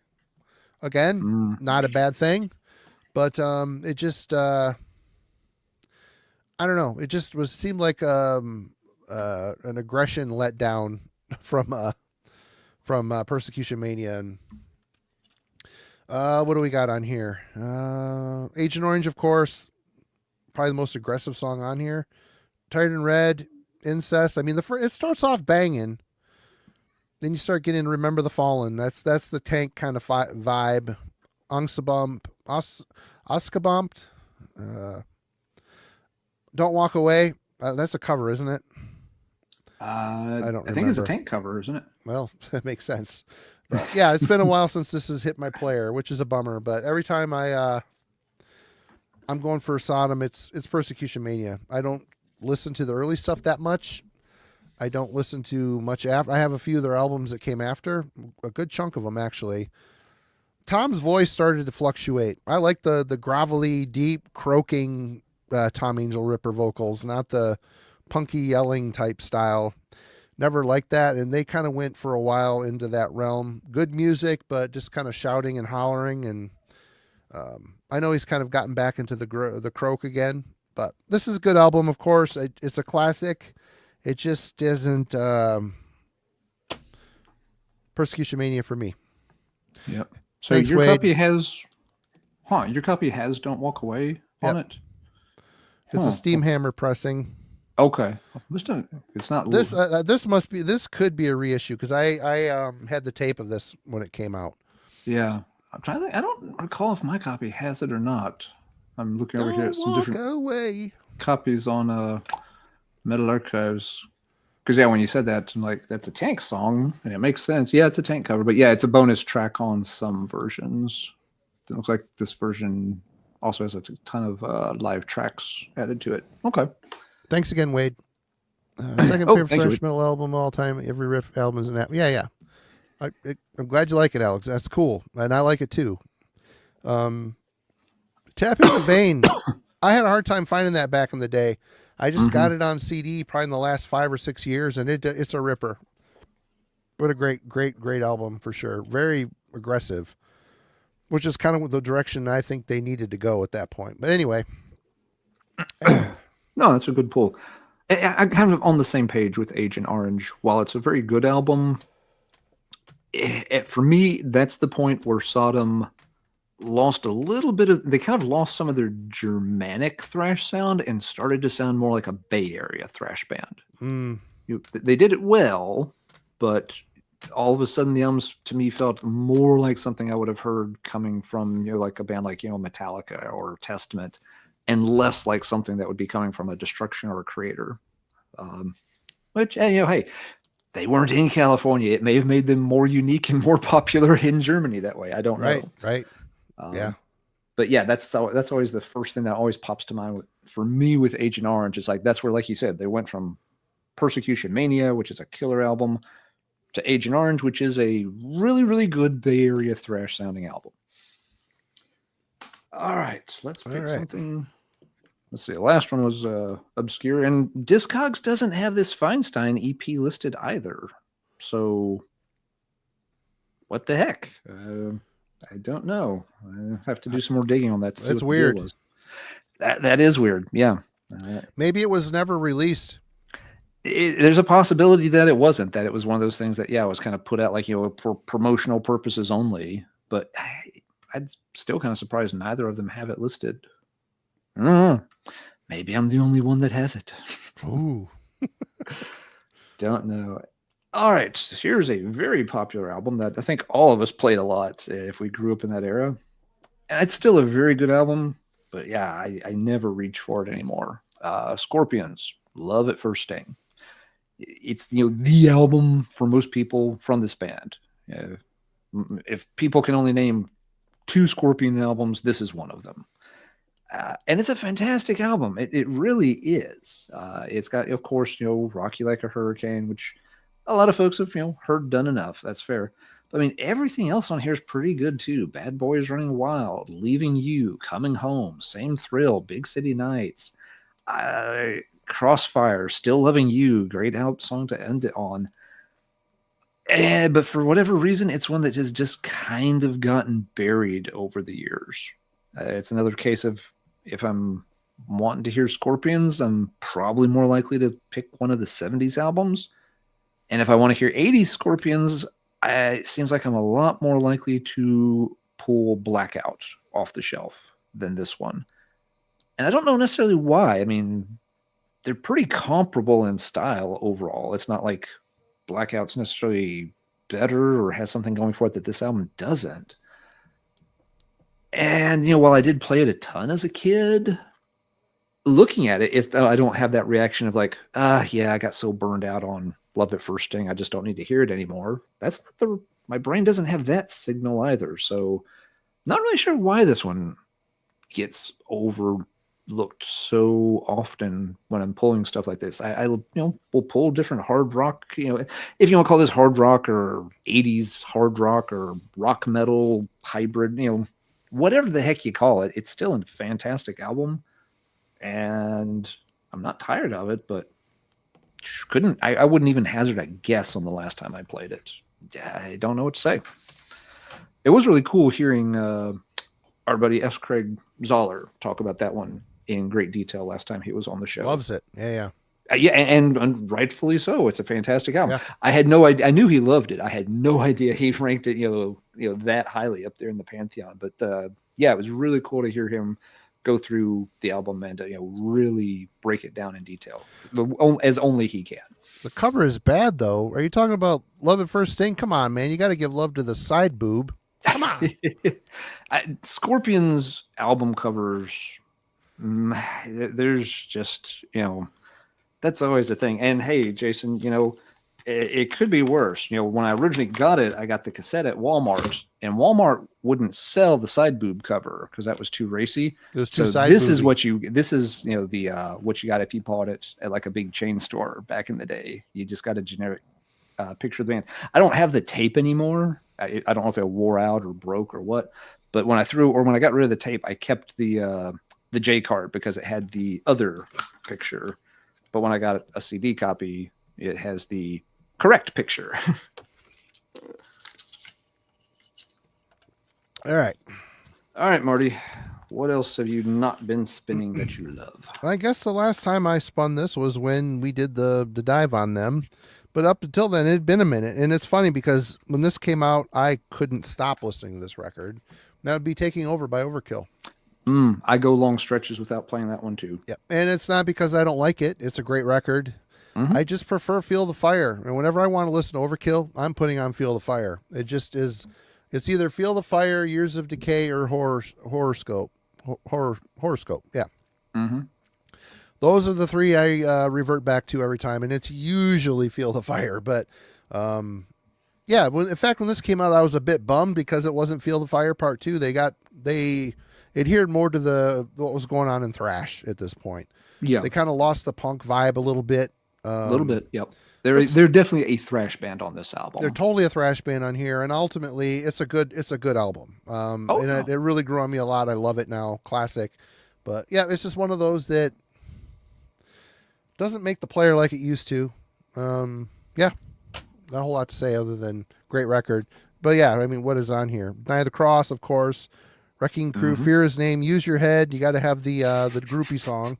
Fatal of Swallowed, you have to have followed up with another groupie song. And that's one thing that does always stick in my craw a little bit on this album is that, really? We needed two of those back to back? Yeah, then they got the one after this, Head First. I mean, they were keen on they were preaching to their apparently the choir of the opposite sex on the road. So yep, it's all good. Good work if you can get it, I guess.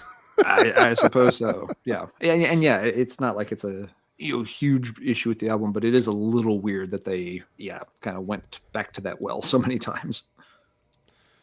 Devin, actually, I haven't listened to a lot of Saxon since the dive, but Zoller sent me a copy of Carpe Diem, their second latest album. I did listen to that. It was okay. It wasn't mind blowing, but I agreed. Yeah, it's decent. I like the title track a lot. But yeah, a lot of folks really liked the one that came out last year. I don't remember the title offhand. People talking very highly on that one. Yeah. Yep. Yeah, and Craig really liked that one a ton too. I heard it a couple times. I thought it was all right. It didn't really grab my attention, so I kind of moved on and haven't circled back to it. But it got good reviews from a lot of folks. Yeah. All right, what you got? All right, next, another very big name, popular album. And this is a case of one that I just got burned out on a long time ago. I overplayed it. Metallica, Master of Puppets. Fantastic album. Deserves to be mentioned, up there with, the top really cornerstone thrash metal albums ever made.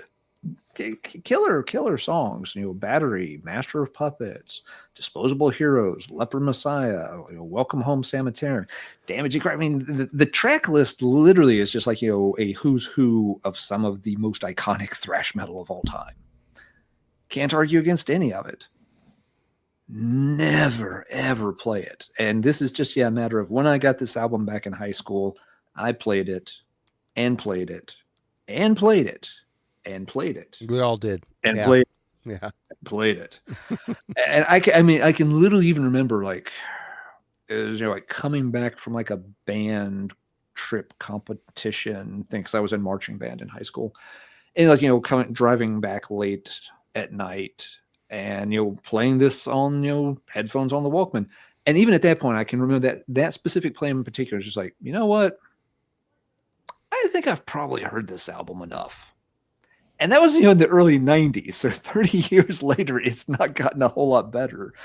Whereas it's I played this so much there in the high school years that I rarely feel the need to take it out and play it. If I want to hear early Metallica, I almost always reach for Ride the Lightning. I will reach for Kill 'Em All every now and then for fun and nostalgia. It'd be hard to argue this isn't the best album they ever recorded. But... like you said at the start, Marty, some of these things they get so ingrained into us that we just don't feel a need to go back to them very often. Master of Puppets is the poster child for that particular syndrome for me. You can pull out a cover, look at it, and all of a sudden it all plays through your mind in 30 seconds, all the songs all at once. It's okay, I'm good. Yep. Type of thing. Exactly. well, this might be a weird one that people be like, huh, I don't have no. A lot of people may not have heard this band, but this is one I haven't spun in a while, and it's a shame because it's a really great record, and it's Forefathers Steadfast. I don't know that one. This is twin brothers from England, and they play a version of. First thing you want to say is black metal, although it's more folky. There's a lot of folk. There's a folk spirit on this. Not a lot of straight up fiddles, but there's a playfulness, a melodic folk sensibility in the music. Some thrashy type of stuff on here. But what really, really does it for me is the riffs. So this is one of those perfect riff albums. It's just so well written. It's really good. The vocals, they go from a clean singing style to a gruff vocal, grimmish vocal style. But I've liked everything this band has put out, but this one is probably one of those at the top of their list of their catalog, just for the super catchy riffs. Great band. It really is a great band. So check out Steadfast if you've never heard this band. You really can't go wrong with anything they've put out, but this one is kind of the sweet spot in their catalog for just really good riffs. I can't remember the one with the ship on it. There's a one of a Viking ship getting blown around by the sea. I can't remember the name of it off the top of my head. That was the first one I ever got by them. Came out around this era. That one's also really good. They mix almost like a power metal sensibility to their riffs. There's a playfulness, but they keep it grim, or they keep it rooted to more of an aggressive black metal. I feel wrong calling it great album. Elusive, that's a great album too. Like I said, they really haven't fucked up. All their stuff is really, really well done and catchy, and so endlessly catchy, full of hooks, just full of these earworms that just after the album's done, I'm like, I could listen to that again. It's so catchy. So Last of the Line, another one. Which is that the one with Shield Wall on it? That song Shield Wall. Holy crap. That song, I love that song. But anyway, check out Forefather, Steadfast, great album. Alan. I don't think I've ever even heard of that band. Check them out. That's interesting. Yeah, I'll have to keep that in mind. All right. One of the first things that popped to mind when we came up with this topic idea for tonight is this album. I've got it on one of these 3 CD sets, so just got to hold up a little picture from the booklet.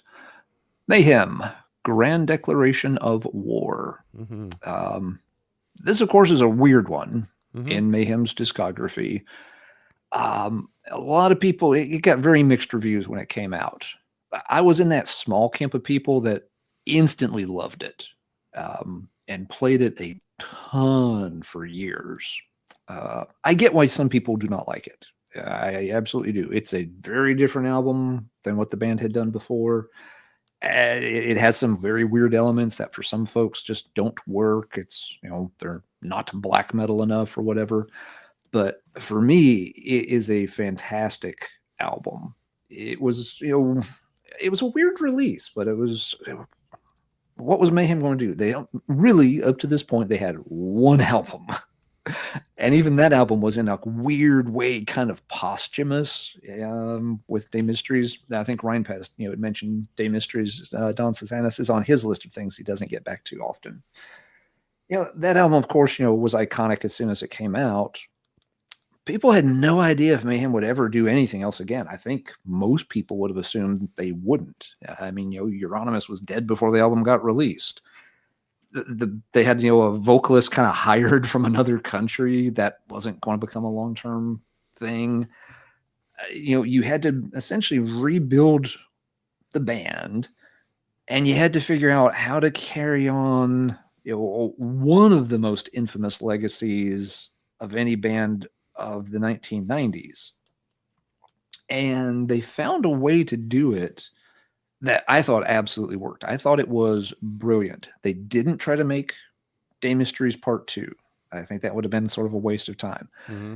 They struck off in a different direction. And again, I get why some folks don't like it, but the fact that they were willing to be like, we're not staying still. We are forging ahead with something kind of new and different. I mean, yes, you'd had the Wolf Slayer Abyss EP, The last song on that one kind of hints at what was coming a little bit, but it's a relatively short EP. I love it, but it's, it was just kind of, a little sort of warm up in a way. But yeah, the fact that they were really willing to go in a new direction with a new sound, and it's a very fearless sounding album. I think the title of the album just works on multiple levels too. It's obviously kind of conceptual, grand declaration of war against Christianity and that stuff. I feel like it's also sort of a grand declaration of war against all the black metal conformists who wanted them to do nothing but play Freezing Moon over and over and over for the rest of their career. It's like, fuck y'all, we are not doing that. If you want to hear that, go listen to the old stuff. We are going to make a new identity. And I think it also really helped establish them as still being a leader on the black metal front. I mean, from 94 to the time this came out, at turn of the century, obviously black metal had exploded everywhere. And this was a band that had released one album 6 years ago. It would have been real easy for them to have just kind of gotten lost in the crowd if they had done something safe or something that was boring or uninteresting. But no, Mayhem, they made it a point with this album to be like, we are still setting the trends. Y'all are still following us, and we are moving ahead fast. Whether that continued for a long time or not, one could argue that maybe by the time Ordo Ad Chaos came out, I like Ordo Ad Chaos a lot. Love that record. It's a fantastic album. Cool. It does feel a little bit. You can make a case that by that point, though, they're almost looking around at what other bands like Deathspell Omega were doing. Like, maybe we should try a little bit of that. It's a topic for another night, perhaps. Anyway, enough gushing about Grand Declaration. I think it's a fantastic album. I think it was a bold statement. I think it's exactly what they needed to do. I played it to death when I got it, but I rarely spin that one anymore. I think it's another one of those albums you got to really be in the right mindset to want to hear and focus on it and get a really good experience from it. I don't think it works just putting it on in the background while I'm grading papers or vacuuming the floor or something.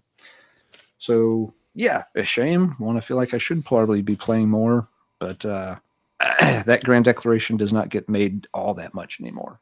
So sorry I rambled a bit for that one, but it's not. No, that's all right. Actually, I was trying to also pick some things we don't talk about all that often, and that album doesn't come up all that often.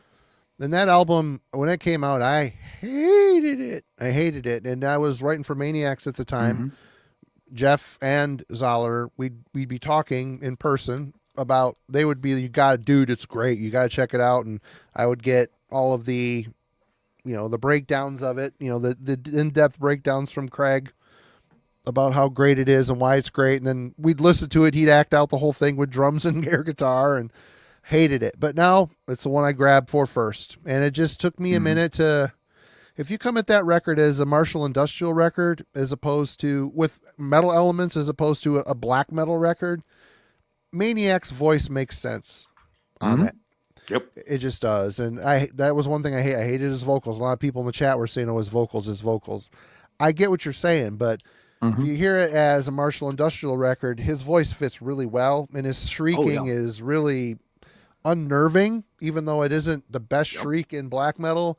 It's unique, which you got to give him that. But yeah, now, and you have also Blasphemer. I think he was kind of the spearhead for this evolution, and that guy is, at that point, he had his, he was looking ahead. He wasn't looking behind, because it would have been real easy just to, join that band and just adhere to Ronimus's playing style and keep rewriting De Mysterious.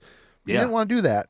And it was very evident on Wolfslayer Abyss right away that it was going to be a different, more savage, feral sounding band. So yeah. And again, I think that worked in their benefit long term. I think if they had just hey, here's the new one. It's called De Mystery Don Satanica. I don't think we'd be talking about them nearly as much as we do. We'd only be like, oh yeah, and then Euronymous died the end. Yep. But just some comments catching up on. Yeah, Jason. Now I agree. Mayhem's catalog does have some misses in it for sure. There's nothing that sucks in it. The esoteric warfare one, I never listened to that record. No, Never. that not for me. It did it. I mean, I love Ordo Ad Chaos. I love that album. That is just, I think That one's cool. Yep. Attila's most, he really went for it on that one. Mm-hmm. And I really appreciate that. Yep. But Chimera is kind of a tough sell for me. The production on that one is really cold and sterile. Yeah. Wade 666 International's album, I just never have been able to quite penetrate. I will give it another chance sometime. But yeah, I know that one is really heralded in those same kind of vein. I've had that album before and it just too dense. Can't get there. But I'll try again. All right. All right, Marty, back to you, sir. This one breaks my heart because this record rules. But Summoning's Minas Morgul. Aww. I know. I love this record. It's so good. And whenever I'm grabbing for Summoning, it's either Let Mortal Heroes Sing Your Fame or... Oh, that's so good. Oh, God. Stronghold? Stronghold. All I could think was Distant Flame Before the Sun, which is the last song on Stronghold. But, yep. Those two records for me are pinnacle Summoning, although they've had a great run.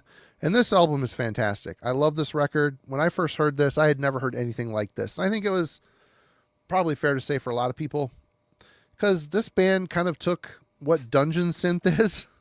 They took that really chintzy sounding drum machine sound. They put those chintzy Casio keyboards over the top of it, but somehow mixing it with the guitars, it is so good. It is such a cool with so little bass frequencies in the drums or the synth. It gives a lot of room for everything to blend together and just be this unique wall of awesome black metal. And the harmonies, they're very dungeon synth harmonies. It's just medieval sounding, very cool, very catchy. This is a very long album. This album is one that takes a minute. You have to put an investment into it. And a lot of their early stuff is, I mean, a lot of their records are long, but I love this record. I'm not saying anything because I don't listen to it much doesn't mean I don't like it. I listened to it a lot when I got it. And nowadays there's other Summoning records that hit my player before this one does. And it isn't because of what this is. It's just because of, there's a couple others I like a little bit better in the catalog. But yeah, what a great record. Minas Morgul. If you haven't heard Summoning, please go check them out. Such a force all their own. There's some bands now that are trying to rip them off, but just isn't the same. Just isn't the same. Yeah, no, fantastic band, and yeah, that's a band where it's just like all the albums are good. So I'm not a big Lugburs fan, but yeah, with Lugburs would be the exception, but yeah, and even that one's not horrible, but I mean it's nothing like the rest of their catalog. So it's definitely the odd man out. But yeah, I mean if I want to hear Summoning, it's like that one's good. Dol Gulder's good. Let Mortal Heroes Fear. All the EPs are good. Nightshade Forest. Yeah, someone just mentioned Nightshade Forest in the chat. Yeah, the EP they really haven't put out anything bad. So Oathbound is good. Yeah, I've enjoyed all the newer albums. Old Morning's Dawn, a little mixed good. Up compared to the early ones. But yeah, the last one they put out had some fantastic songs on it. Jacob, Jim just showed this on Wednesday night's album club, the Theoden's Reign. I need to check that out. Yeah, I had not heard about that, but and it was funny because as soon as Jim mentioned it, I saw it pop up somewhere for sale. I'm just like, don't tempt me. I'm trying to be a better person. It's more like I don't have money to spend on it right now. Yeah. But yeah, that's I do want to check that one out because the way Jim described it, it sounds interesting. But you're also right, Marty. We're starting to get more and more bands doing that style, and I don't know how many Summoning clones we need because you still have the original. Caladan Brood is about the best Summoning clone there really needs to be. Yeah, they did a fantastic job. There's a band in Australia that their last album does a little bit of that. I can't think of the name offhand. It begins with an F. I'd have to go look it up. I've got it on the shelf. They're on, but yeah, they've got a little bit of a Summoning influence. Works pretty good. So yeah, it's one of those styles that seems to be becoming a little more copied. But there's going to be a critical mass where you just don't need more bands doing it. Yeah. See, hey Aaron, what's up? What's up, Aaron? All right, Alan, what you got? All right, Aaron's here. Let's break out an old '80s favorite since he's in the chat. Oh, Jake, I wouldn't say they do it better. Come on. If you get the LP version of their album, they have 2 summoning covers on it, and they kind of nail it. They do nail it, but yeah, I don't know. I don't know if I would say they do it better, but they're good. I can see why some people might like Caladan Brood better, and it might boil down to subject matter. Like if folks like the style, but they're just not into the whole Tolkien thing that much, Caladan Brood might appeal to them a little bit more because it's similar but completely different source material. Anyway, next pick. Fantastic album. Played it a ton forever, but just doesn't get played anymore. It's the second album from Shock Paris called Steel and Starlight. This looks really kind of like glammy. It's like, is that the same robot from the Autograph albums or something? But if so, it's getting hotter with every album cover. Yeah, like the whole thing's like on fire there or something. So of course it's hotter. But this is just a really, really solid U.S. heavy metal band. They were out of the Cleveland area. Vocalist Vic Hicks has like a kind of real gravelly voice, very charismatic.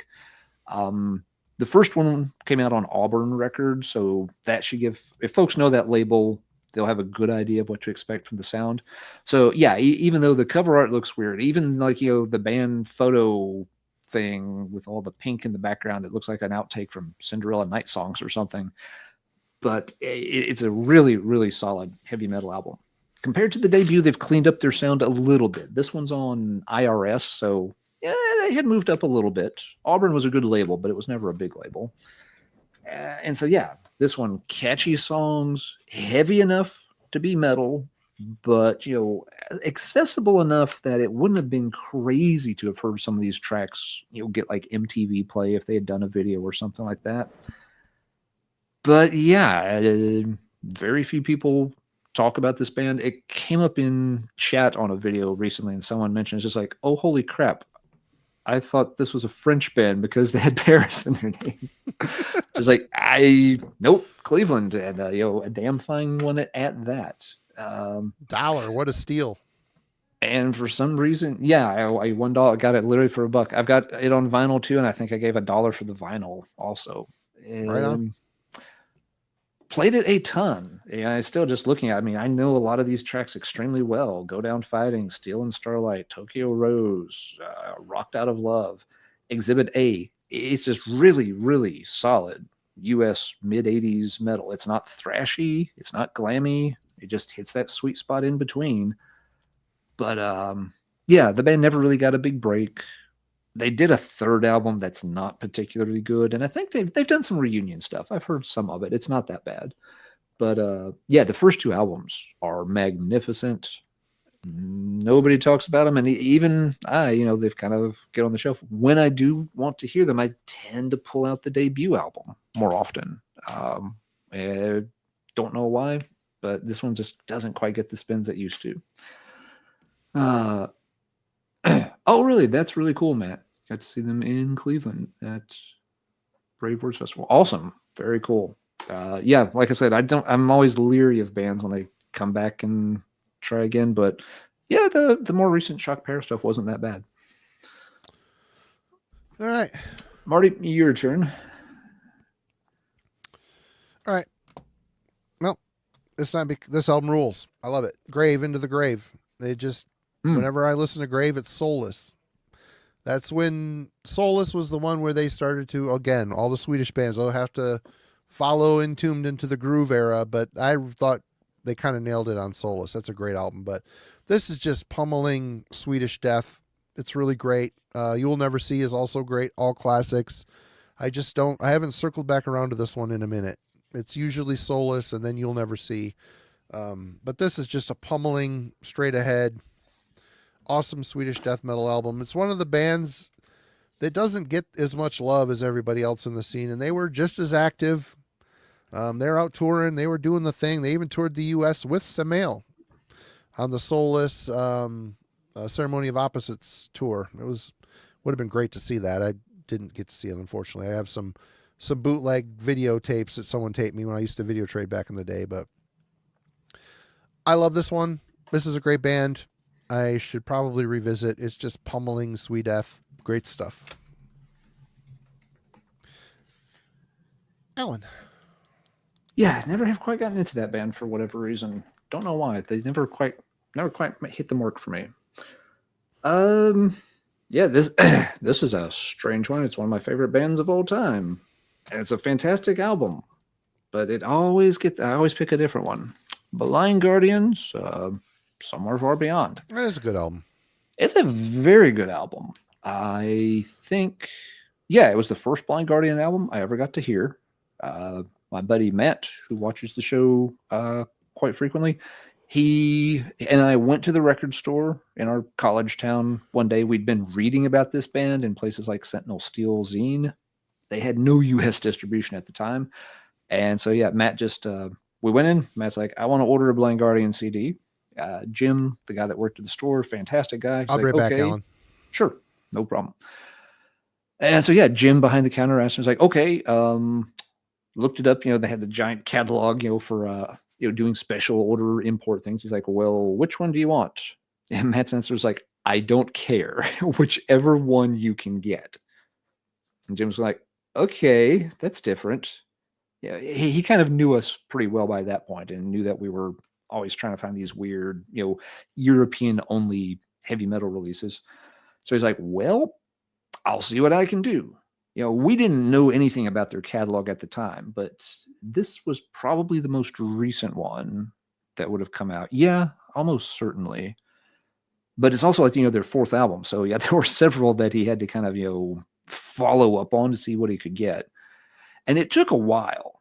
Jim was very good at doing the whole import special order kind of thing. The store thrived on it. There were two record stores in that town. One was kind of the slightly bigger store that had lots of CDs on the shelves, but not very good at ordering stuff. And then there was this place called Mad Hatter Records, which was a lot smaller, but they had all the cool, weird stuff that you wouldn't find in the other store. And so, yeah, Jim was used to tracking this kind of stuff down, but it still took over a month for him to acquire a Blind Guardian CD for Matt. I want to say it took almost 2 months. But yeah, he gave us call one day and was like, hey, I finally got that Blind Guardian CD you ordered way back when. Matt's like, oh, holy crap, I almost forgot about that. So yeah, after class, he and I ran down, picked it up. It cost an arm and a leg. $22 according to your sticker. Well, this is my copy. Matt had special ordered it, so his was probably more like 28 or 30. Yeah. But yeah, he took it home, immediately ran off a copy of it onto a cassette. Probably like the very first time he played it, he just went ahead and dubbed it for me right away. And we played this album for the rest of that school year. It was the soundtrack for the rest of that spring semester. And, obviously got into the band, picked up more of their albums. Love their 90s run, the late 80s and early, and even to the end of the 90s, that run of albums is almost untouchable by any other band. They were the power metal band of the decade, in my opinion. This particular one is great. It is a little bit of a transition album. It's where they're starting to back off the speed metal a little bit and play up the bigger symphonic orchestral side more, which they would go in that direction more and more, as time went by. And as such, this album kind of sits in a little bit of a weird place. If I want to hear the faster Blind Guardian stuff, well, you're going to pick an earlier album like, Tales from the Twilight World. If you want to hear Blind Guardian go into like, full, big, fancy symphonic mode, well, you pick one after this, whether it's Nightfall in Middle Earth or Imaginations from the Other Side. To play this one, you got to want to hear a little bit of both. And it seems like I often I'm not aiming for that particular mix. And another thing is sometimes you just end up picking the live albums that have a little bit of everything because they've got some excellent live albums. In the Tokyo Tapes or Tokyo Tales is fantastic. The double album, the one that's just called Live, that came out a bit later, that's got a fantastic set list on it too. So it can be a little hard to find the right time to want to hear Somewhere Far Beyond, but it is a fantastic set of songs. It's my copy. It has, the complimentary bonus track cover songs that you always get with Blind Guardian. There is a killer version of Trial by Fire on here, the classic Satan tune. They nail that one. And they followed up with a cover of Queen's Spread Your Wings. Mm-hmm. Which sounds fucking awful. I don't like that song to begin with. And Blind Guardian doing it it sounds like a baby rat being flushed down a toilet full of kerosene. It's awful. Yep. But it's a Blind Guardian album almost wouldn't be a Blind Guardian album without a bad cover song on it. So yeah, excellent album. It's in that run of classic albums they did, but that one always gets bypassed for one of the others. All right. Let's see here. Well, just looking through the CD collection, and realized that I haven't spun Black to the Blind by Vader in 1,000 years. Sure, wow. De Profundis, I bought the reissued CD to replace my promo CD that came back in the day when that album came out. This album is one I used to listen to a lot. I loved Doc's playing on it. They were so fast and exact. Precision blasting. Really hurled these already intense riffs right at the listener. Really great band. Yeah, I don't know. More to say. If you know Vader, you know what this sounds like. It's just really fast, exacting Polish death metal. Really well done. This band came from the thrash era. So their riffs have a little of that. They cling to that element a little bit. It's still death metal, don't get me wrong, but there's some thrashiness in their riffs. Always has, always will. Yeah, some people love it. You know, De Profundis is probably a better album, but this one I feel is right in line. I always dug it. It just hasn't been on my player in a long time. Their last album, I can't remember what the hell it was called, was quite good. They've never really sucked. They've always been a good band. Yeah, it's another one of those bands I need to dig into some. And my problem is just I never see their stuff locally. It's the kind of band, if it showed up in the used bin like $7 or $8, I'd absolutely be picking them up. Yep. They do not turn up. Someday it'll happen. It'll happen. All right, let's go with another sort of obscure 80s classic. Oh, Alan. It's funny you say that because someone in the Discord was saying that they went to the record store last week. Same place you go to. He didn't say which place. The same place Alan goes to. Pulled out a big stack, a lot of cool stuff in there. I'm like, oh, it's probably a good thing Alan didn't go to the record store. He'd been like, dang it.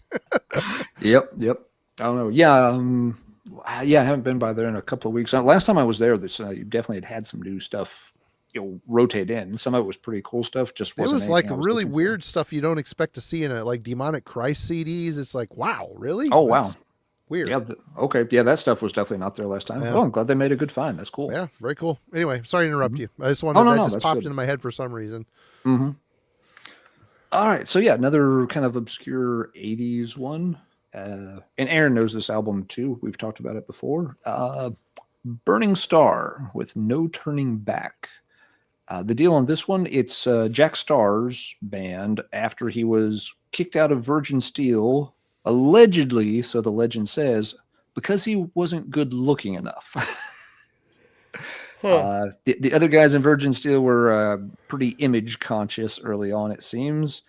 And yeah, Jack was a great guitar player.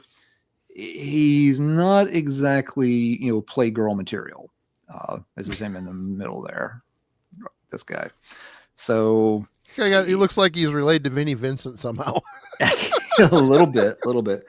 But yeah, and the legend supposedly goes too that the band didn't even bother to tell him they had kicked him out. He heard it from a waitress in a New York deli. He went in for lunch one day, and the waitress right now was like, "Oh, hey, didn't you used to play guitar for Virgin Steel?"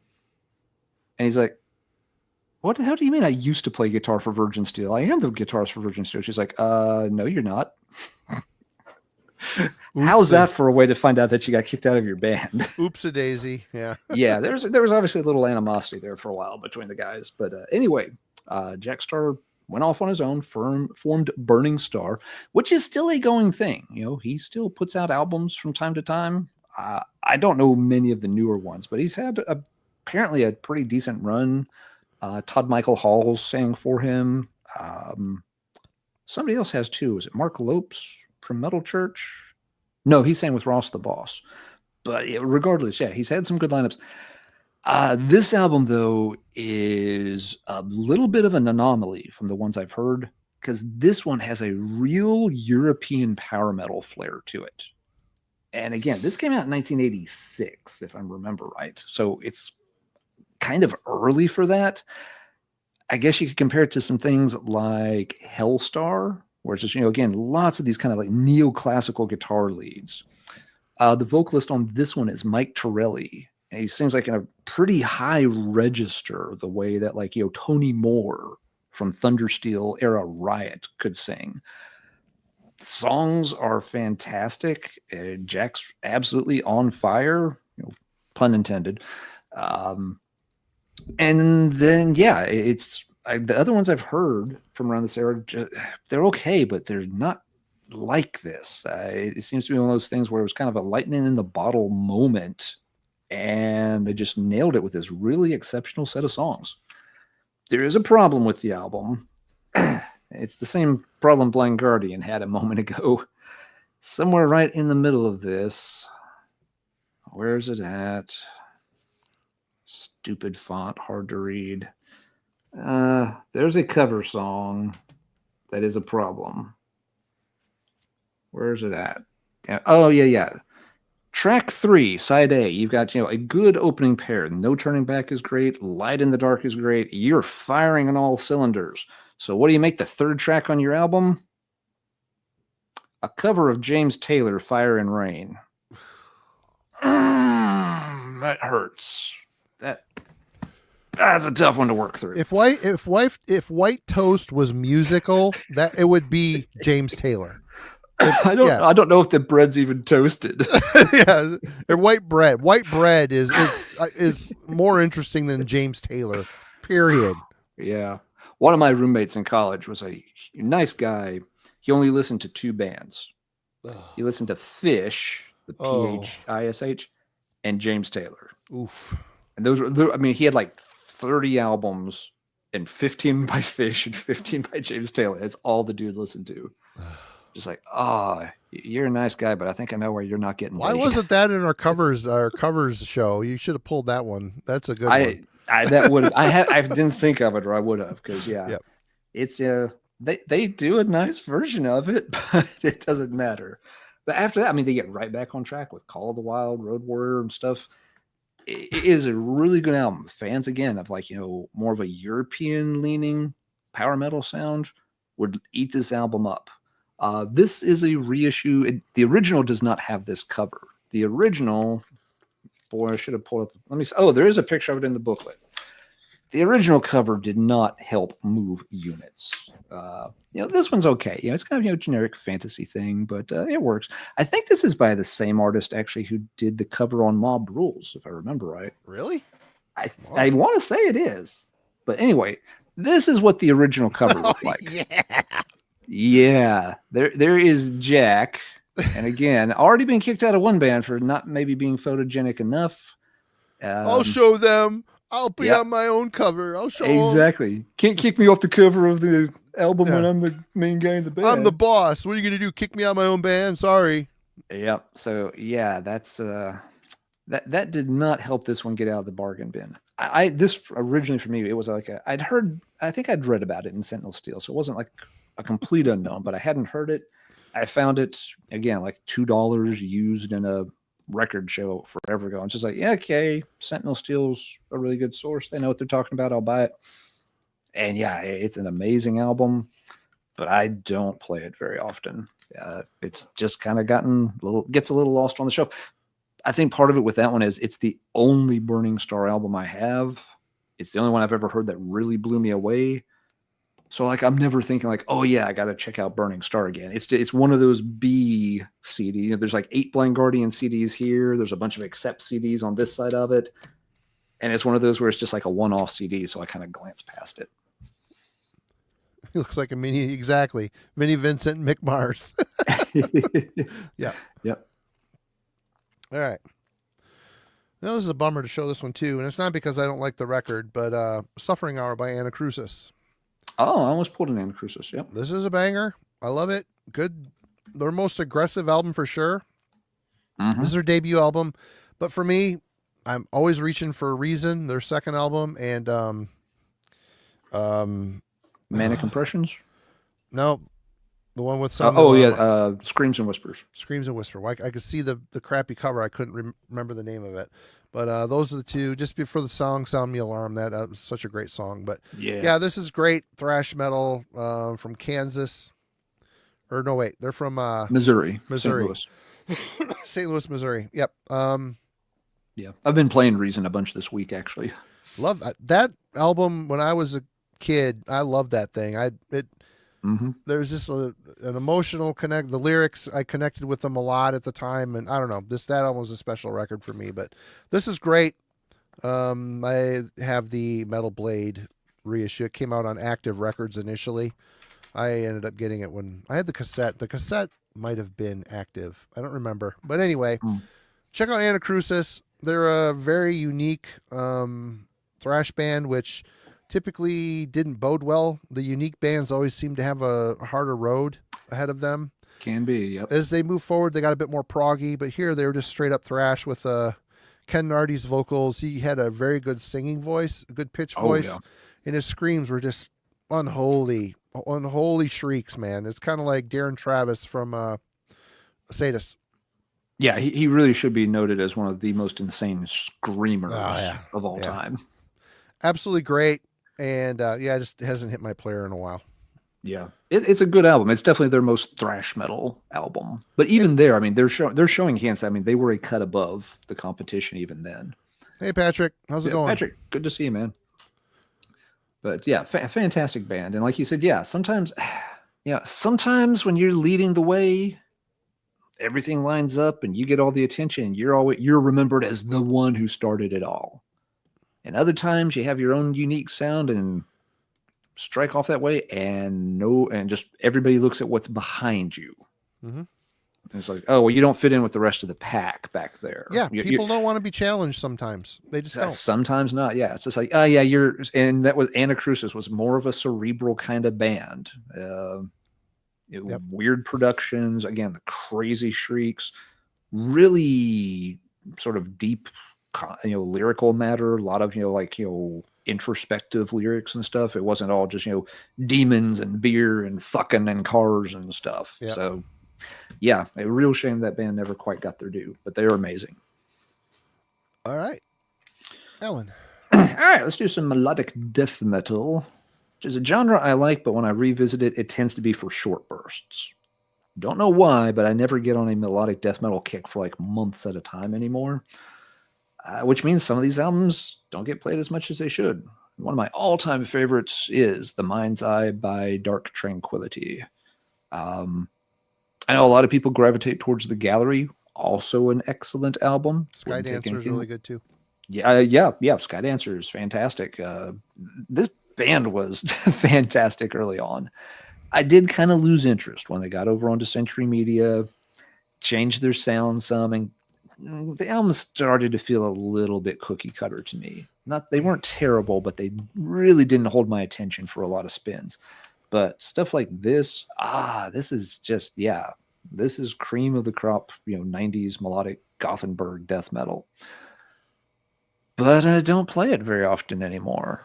And again, I think part of it, for me, this style is one that if I'm going to play it, I want to take one CD out, I want to play it once or twice, and I've got my fix. I'm good for a bit. So there's just not many chances for stuff like this or Early in Flames or Everdawn. they have very few opportunities to come off the shelf because it's just not a style that I get into like a groove with, and I want to hear it for like, the next 3 weeks or anything. Don't know why, because I really like it when I'm listening to it, but I get, satisfied very, very quickly after one or two spins. But yeah, Mind's Eye, they sound so incredibly dialed in on that album. It's just not even funny. And for those of you that are missing some good melodic death metal, check out the new Halo Effect album. It's very has a poppy vibe to it, but man, It's a really fun, really well written, good album. Definitely check that out. It's members of Dark Tranquility, and basically everybody in the band is an ex-member of In Flames. So, yep, with David from Dark Tranquility doing vocals. Yep, and who he was in Flames as well. So at one point, technically, that's true. Yep. And even that one, was kind of the same way. I like that new Halo effect on quite a bit. I played it a handful of times. I haven't played it since, and it may be a while before I get back to that one. It's just something about that style. Just it doesn't have the staying power in my CD player anymore. Right. All right. Sorry. Nope, no worries. All good. Just getting some comments up on the screen here. Well, let's do this one first. Okay. Some people might gasp at this one too, but Death's Human. Okay. In fact, you get into a certain realm, a certain point. I don't listen to a lot of Death. When I do, it's Scream Bloody Gore. It's my favorite Death record. It's the first record by that band that I ever got. I got Scream Bloody Gore on tape when it came out around back in the day. And it stands out as their most traditional, but it's a very exciting record. I just love Chuck's voice on it. So unhinged. But this is a great record. I just don't go for proggy death that much. And it's partially to blame. When these came out, I listened to them a lot. I spun them a lot. Back and forth. They just kind of become part of the DNA. But, yep. And this has been reissued. I think, was it Symbolic? Symbolic is the one that hasn't been reissued on vinyl yet. But did it? Maybe it still hasn't. I was thinking maybe it finally did, but I could be wrong. I don't think it has yet. It may not have, because that one, does have different label deal and all that to sort out. I have nothing bad to say about Death here. It's just this has got DiGiorgio on it, right? It does. Well, it does where you can hear him. He's a little buried in the mix. Produced and mixed by Scott Burns at Moore Sound Studios, Tampa, Florida. And that's been a long-running joke between Steve and Scott. About apparently, Steve will kind of needle him to this day. He's like, hey Scott, have you ever found my bass tracks that you left off of Human? Right. There is a reissue, I think, where they remastered it and brought the bass levels way up. I haven't heard it, but Hunter and Jeff did like one of their short 0.5 episodes on Radical Research about that particular reissue of it and how it is listening to the album where you actually hear the bass way up front rather than just barely audible in the back. So it is out there if folks want to check that out. If you're really into the album, you can hear DiGiorgio's bass on it if you would like to pick up that version. Yeah. Okay. Yeah. No, I can see why that one doesn't get a ton of play. I think that's another one of those albums in eras of Death where if you're going to listen to it, you better sit down and pay attention to it. It's not something to just throw on while you're doing other stuff. Whereas like Leprosy or Scream Bloody Gore, you can do that with those albums and still have, a really good fun time with them. But yeah, something like that and individual thought patterns, they don't work as background music. No. They take some concentration. They do. All right. This album has never gotten much attention. Now, you love it. Zoller loves it. I love it. But it's always gone a bit unheralded, despite all of us kind of talking it up. It is from South America, Hibria, Defying the Rules. We did an album club on this. Go check that out, everybody. It might have been Logan's first one, actually. Anyway, go ahead. I don't remember. It might have been before you, or maybe it was right before Logan joined. We'd have to check. But regardless, it's a great record. It's a fantastic record. It's a power metal album, but it's got a real epic flair to it. And again, it's a South American act, and that seems to give them a little bit more of kind of a grittier blue collar approach than, say, again, European power metal sometimes has a reputation for being a little bit flouncy, shall we say. Flouncy. Yeah, I like that word. I don't get to use it much. You can only say it a certain way, and it's flouncy. That's the way. You got to work the vowels in the middle for sure. Yeah. But folks, I think, know what I mean. You get European power metal. Sometimes you're thinking it's like yeah, those guys still have perms and keep wearing like the ruffled pirate shirts and crying about, their enchanted, unicorn, not being able to carry them across the meadow or whatever. Yeah. This is motorcycles and baseball bats and chains and shit. This ain't It's a great record. Stuff. Great songs, great vocalist, really soaring, excellent melodies, tons of great guitar stuff. If it has a downside, the songs can run just a little long, which is something the band fixed by their third album. They kind of learned to compact the songs a little bit more. They do lose a little bit of their epicness when they do that. So there's a trade-off. But yeah, if you just want a fantastic power metal release that doesn't get much attention, Hibria's Define the Rules is a great one. Zoller has mentioned it's like one of the few 21st century power metal albums that he feels can at least stand close to Lost Horizon. He's the one that bought it for me.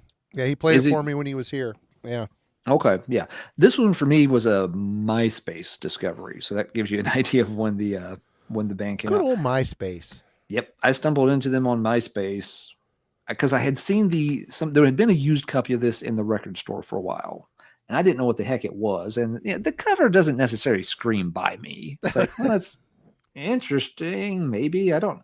But this could go in a lot of directions based on the cover. Yeah. But yeah, so I eventually checked them out on MySpace, and like after hearing 2 or 3 songs, all I could think was like, oh, please let that still be at the record store. Please let that still be at the record store. And it was, and I bought it that afternoon. So yeah, fantastic album. It's just one that doesn't come off the shelf as much. I've had it for, when MySpace era, that's 20 years ago.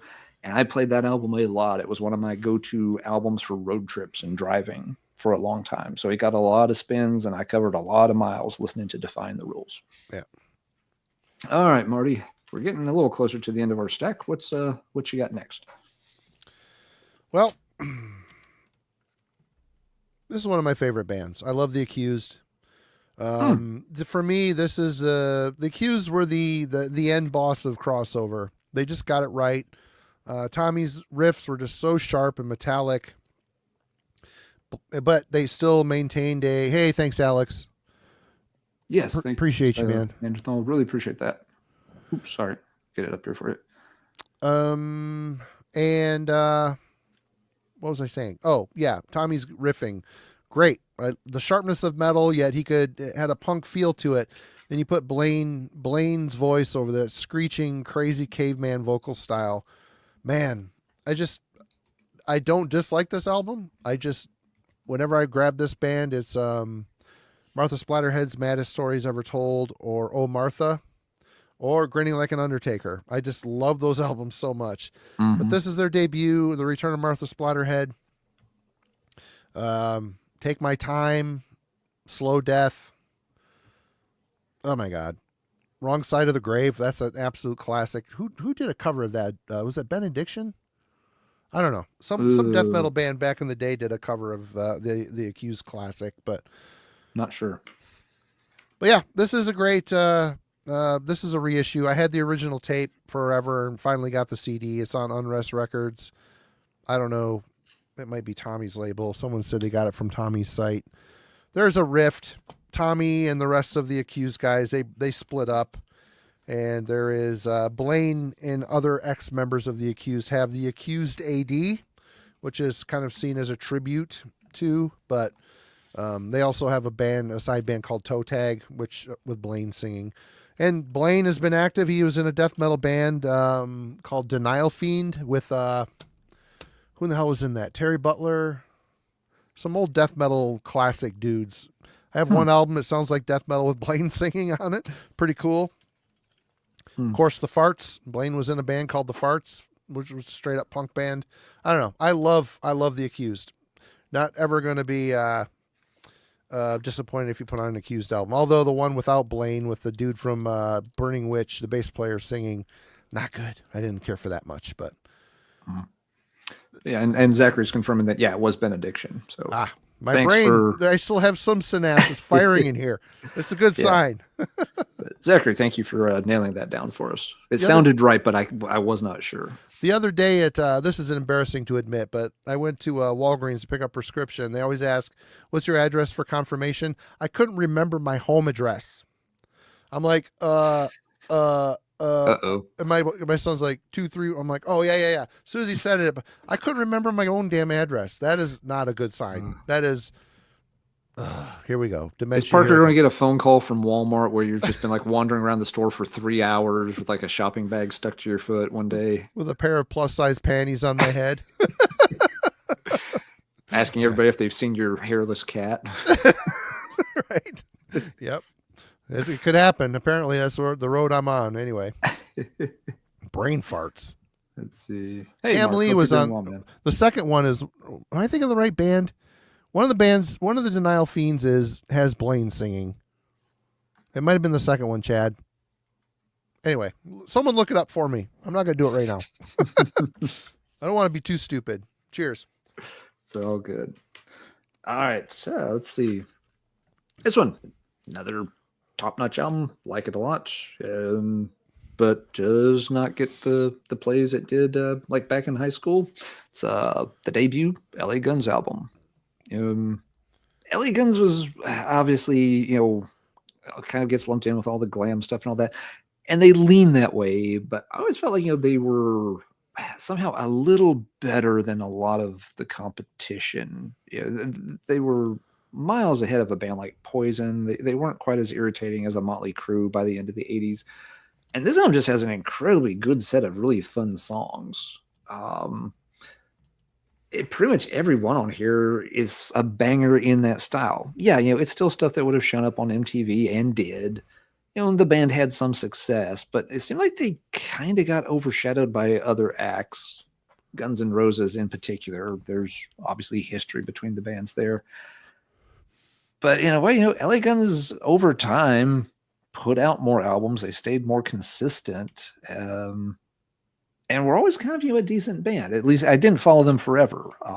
And even the stuff they did before this, if you go back to like the Paul Black era of LA Guns and check out their stuff, it's also really good material. And, they had a little bit more of the punk stuff worked in, just, a little bit, just to kind of give it a little flavor, which a lot of their contemporaries didn't have that. So yeah, I always liked the album. Great set of songs. They've got Phil Lewis, the old vocalist from Girl, which that still confounds me that he had sung on that Girl album like 8 years earlier in the UK, and then he shows up, as the replacement vocalist in LA Guns, kind of last minute before the album's coming out. So yeah, a great listen for that style. One of the better albums, in that more accessible rock metal stuff from around that time. But it never quite got its due, and it doesn't get nearly as many spins from me as it used to. It used to be one of my real go-tos when I wanted to hear that style of stuff. And for whatever reason, it's just not anymore. I don't really have a good reason why that one has gotten bypassed. But that's kind of the whole theme of the night, isn't it? So yeah, the LA Guns self-titled album. Great record, but not spun as much as it was once upon a time. All right. Well, I realize I have not listened to this band in a very long time, and I didn't really love the direction they went. They went more black and roll as they went, a little more perverse. But Black Shining Leather by Carpathian Forest was always a favorite. Mm-hmm. This is some weird pressing where it's like a leather. Yep, I have that same pressing back in the day. And this is really great, aggressive Norwegian black metal. I'm a total sucker for that stuff. And Alan mentioned it in our covers thing, but the last song on here, A Forest, is a cover of the Cure song, A Forest. Mm-hmm. And for a band this kind of knuckle-headed sounding, the perversion and stuff, they completely kill that song. They did a great job covering it. They kept it very true to the original, which I found quite surprising. In fact, I know Behemoth recently-ish covered that song and did a crap job on it. It sounds like crap. Yeah. I just think, wow, Carpathian Forest, this duo, they actually really did a great job covering the song. But yeah, I always like this one. There's a little bit of a black and roll spirit to this one too, but Mm-hmm. it's still a little bit more centered on the older school black metal, like their demos through Chasm Caves, Titan Woods, and I can't remember the other thing they put out. But yeah, this is a great band. I didn't mind Strange Old Brew, the follow up to this, but there was like a compilation they put out, Morbid Fascination of Death. Is that correct? That's one of their titles. Is that the comp? It's like a comp. That's great. That's like the last thing of theirs I liked from start to finish. And they had just a bunch of rando stuff on it. But yeah, Yeah, I always think the comp is We're Going to Hell for this, but that's not the comp. no, that's not. That's an album. Yeah, that's just one of the later albums. Yeah, they were always kind of a cool band and did sound different enough to stand out a little bit. The perversion thing was always kind of weird, but I also always felt like it really fit in the whole black metal ethos a bit. Yeah, I was always kind of surprised there weren't. Yeah, I was kind of surprised that more bands didn't lean in that direction more, because it really makes sense with the whole misanthropy and really sort of just underground taboo kind of stuff. But yeah, very few black metal bands ever touched on that. Carpathian Forest definitely went for it, and yeah, kind of works for them. Yep. And yeah, we're getting a little closer to the end of the stack, but big cheers to everybody in the chat. There's been a ton of folks watching tonight, and it's been a lot of fun, a lot of good comments. Hope folks are enjoying it, and thank you to everybody who did a super chat too. But we got a few more to go here, I think. Yeah. We got what, 3 more? I got 3 more. Yep. We're right on target. All right. One of my favorite albums of all time. I hardly ever play it, and there's a very good reason for this one. It is Anathema's Judgment album from 1999.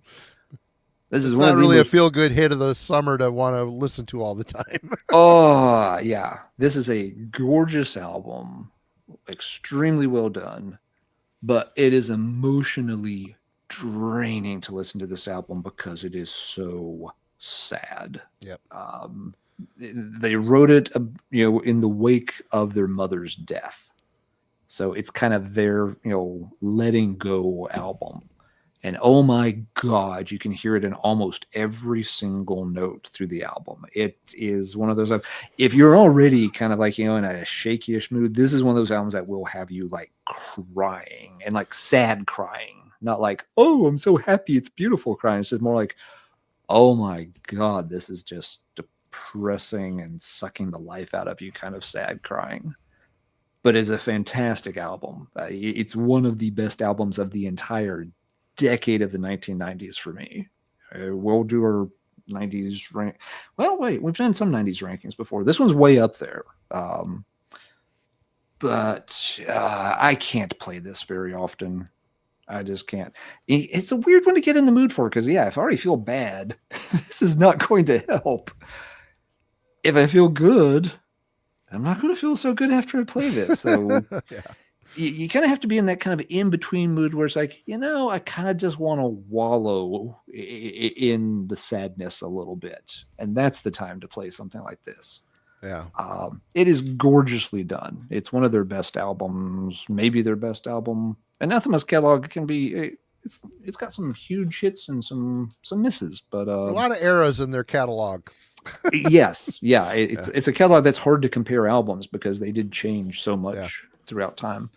But yeah, I love that album to death, but man, it should come with like a warning label from the listen to this album may cause you to just want to end everything.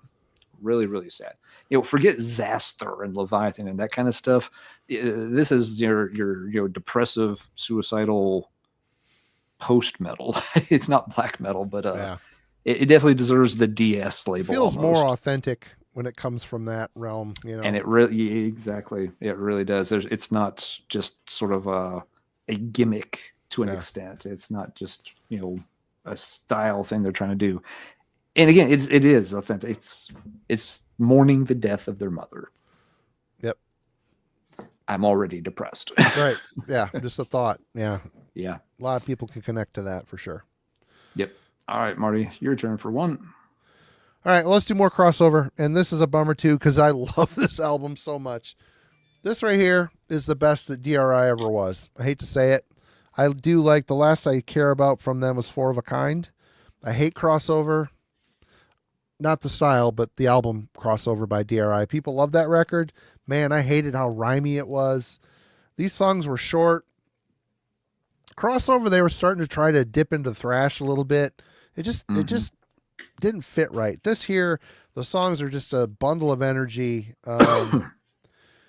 Nursing Home Blues. I'd Rather Be Sleeping. Couch Slouch. I Don't Need Society. It's just burning hardcore mixed with thrash. It's just a great freaking album. And it isn't because there's other DRI albums I listen to. I just find myself not listening to DRI much. But when I do, it's this album, and their debut is also really, really good in the 7-inch with a million songs on it. But this year, the songs are getting a little bit longer. I love Felix. Who's a bass player? Mikey Offender. His bass tone, you could tell he's playing a Rickenbacker. It just cuts. It cuts. The Rickenbacker has that tone, and it just cuts through the mix. Great, great punk vibe on this stuff. It's so good. Good road trip record too. It's fun. Put that on. It's just a fun record.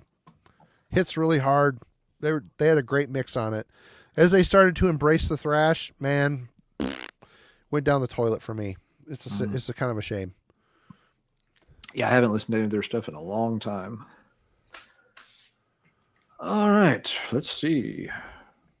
Which to do first, which to save. I'll do this one first. Sure. Classic album got played so much when it came out. Just doesn't anymore. Debut from Hammerfall, Glory to the Brave. Extremely fun album. And say what you will about the band. And I'm not a huge Hammerfall fan overall. I feel like the band got really samey, really fast from album to album. And it's not like the albums are bad, but they started to feel pretty cookie cutter. And they weren't quite solid enough that I wanted to own all of them. So I don't. But this debut, outstanding, really fun listen. And whether you like the band or not, kind of their importance for rejuvenating interest in traditional heavy metal and power metal, especially in the United States, is undeniable. This is the album that finally allowed bands like Blind Guardian to get U.S. distribution. This is the one that got enough attention to bands like Stratovarius and Rhapsody to really become, legendary bands in the field. Those bands were around and knocking around prior to this coming out, but they were very underground. You had to import them. No one in the U.S. gave a shit about this style of metal by 96, 97. And when this came out, that all changed. So I get, that, some folks do not dig the band. People have had different opinions, and there's been lots of stories about them being kind of hard to work with at times. Whatever. The fact that they would record something like this, got it onto Nuclear Blast, where it had major distribution. And the band always made it a point to champion a lot of those older bands. They covered Pretty Maids. They covered Warlord. They covered Stormwitch. And so all of a sudden you had a new generation of fans being like, oh, what's a Warlord? I want to know what a Warlord is. Who's Stormwitch? Maybe Pretty Maids. Okay, maybe it sounded like a wimpy name, but that song's pretty good. Maybe I should actually go get one of those Pretty Maids albums. This album made a huge contribution to getting that stuff back on the radar in America. So kudos to them for that. Important album. And I do genuinely like it. It is a really, really good album. But I hardly ever play it. Don't really need to. That's one where I do kind of feel like it got enough spins to last me probably the rest of my lifetime. So it's not going to get a ton more. But it is a fantastic and good album. Jesper Stromblad has songwriting credits on 1 through 3 and 7 through 9. So he has his stamp all over that thing. Oh, yeah. Yeah. He was a big part of that one. Great songwriter. Yeah. Did he stay involved with them very long? I feel like he didn't. Let me look at since I have it up here. If you've got it open, yeah. I feel like, because I Legacy feel like of there were- Kings lineup. He is not credited. Mhm. Complete lineup. Let me see. Yeah. I feel like he kind of phased out pretty quick. It says Jesper Stromblad, tracks 1 through 5, number 9 and number 10 of the second album he has songwriting credits on. Okay, so the songwriting credits for about half of Legacy of Kings. So Joachim doesn't have a lot of Renegade. Let's see, the third album lineup, complete lineup. He's got songwriting credits on that one too. Tracks 2, 3, 6, and 8 on Renegade, their third album. So Jesper was kind of so I guess he did stick around for a few albums. He stuck around for. We'll stop when people want to know this. They can go look on Metal Archives themselves. But yeah, that's fine. I'm checking too to see. It looks like well, let's see. On his actual page on Metal Archives, he's only listed for "Glory to the Brave" and like a single and video tied to that. Well, Metal Archives is wrong then, because it's showing him as songwriting credits throughout for the 3 albums anyway on the extended lineup. I wonder if he was helping write for them, but not playing with them. He did. He wasn't listed as playing on the album either. It just showed him as a songwriter. Okay, weird. So it's like a Kurt Vanderhoof kind of situation or something. Yeah. Huh. Okay, weird. I thought I heard he played drums on the album, but that's apparently not true. But okay, he played drums in Ceremonial Oath and back in the day. Yep. Okay. Wacky stuff. Good point. All right, Marty, what's your penultimate album for the night? Well, man, I love this record. Dark Thrones Hate Them. This is an album that this is the last one that I love all the way through, and it just has the right energy. Hey, thanks, Rad Music Chat. Oh, thank you. I'll get that. I was typing in something else real quick as soon as that popped up. Cheers. Yeah, thanks for joining us, and thanks for the pounds. Appreciate it. Yeah, really appreciate it. And yep, episode 200 is coming up. Don't know if we'll have anything special that works out for that or we got to figure that out. Yeah, we'll have to talk about that. But this is a great black metal record, and it was just before they put out Sardonic Wrath after this, which is still a black metal record. After that, they started to go off the deep end. I like some of those records. I don't love some of those records, but this one here is an absolute classic as far as I'm concerned. A lot of people just kind of like, hate them. It's good. It's a really good record. I like the attitude of it. I like the songs. I like the lyrics. It sounds like a very personal record. And for those of you that want to know more about the Dark Throne catalog, if you don't know already, myself and Brain Smasher next month, can't remember the date. Alan's going to be out of town. March 14th. March 14th. We're going to be, Ben and I and maybe another guest are going to do a deep dive on the Dark Throne catalog and ranking them, finally. So that'll be a fun one. And 1 month from tonight. 1 month from tonight, right on. But yeah, if you have not heard Hate Them, don't pass this off as a whatever record. It is really, really good. The song Rust, Fucked Up and Ready to Die is a great song. Striving for a Piece of Lucifer. I mean, the whole album it's a really good. I like the production of it. It's the last one that really kind of feels like they still have the spirit. You know what I mean? Sardonic Wrath is good too, but this is just a better album to me. Yeah, see, a lot of people say this. Hate Them is deep. I don't know what it is about the record, but from the moment I heard it, I just connected with it. I love it. But I just haven't spun it in a while. All right, Alan, one more to go. Last one for the night. Yep. And to be honest, I don't revisit this band very often, but I dig a lot of their albums. They had a good run for a while there. It's the band Root, and I pulled Black Seal as one that I really like this album. I played it a ton when it came out. A lot of the albums from this era of the band I really like. The book is fantastic. I wear a book shirt sometimes on stream. It's one of the cooler shirts I've found in recent years. Temple in the Underworld is really good. I like that album a ton too. But for some reason, I don't go back to this band as much anymore. And when I do, it's usually one of those other 2 albums. Or every now and then, I'll kind of give like Contreras another chance.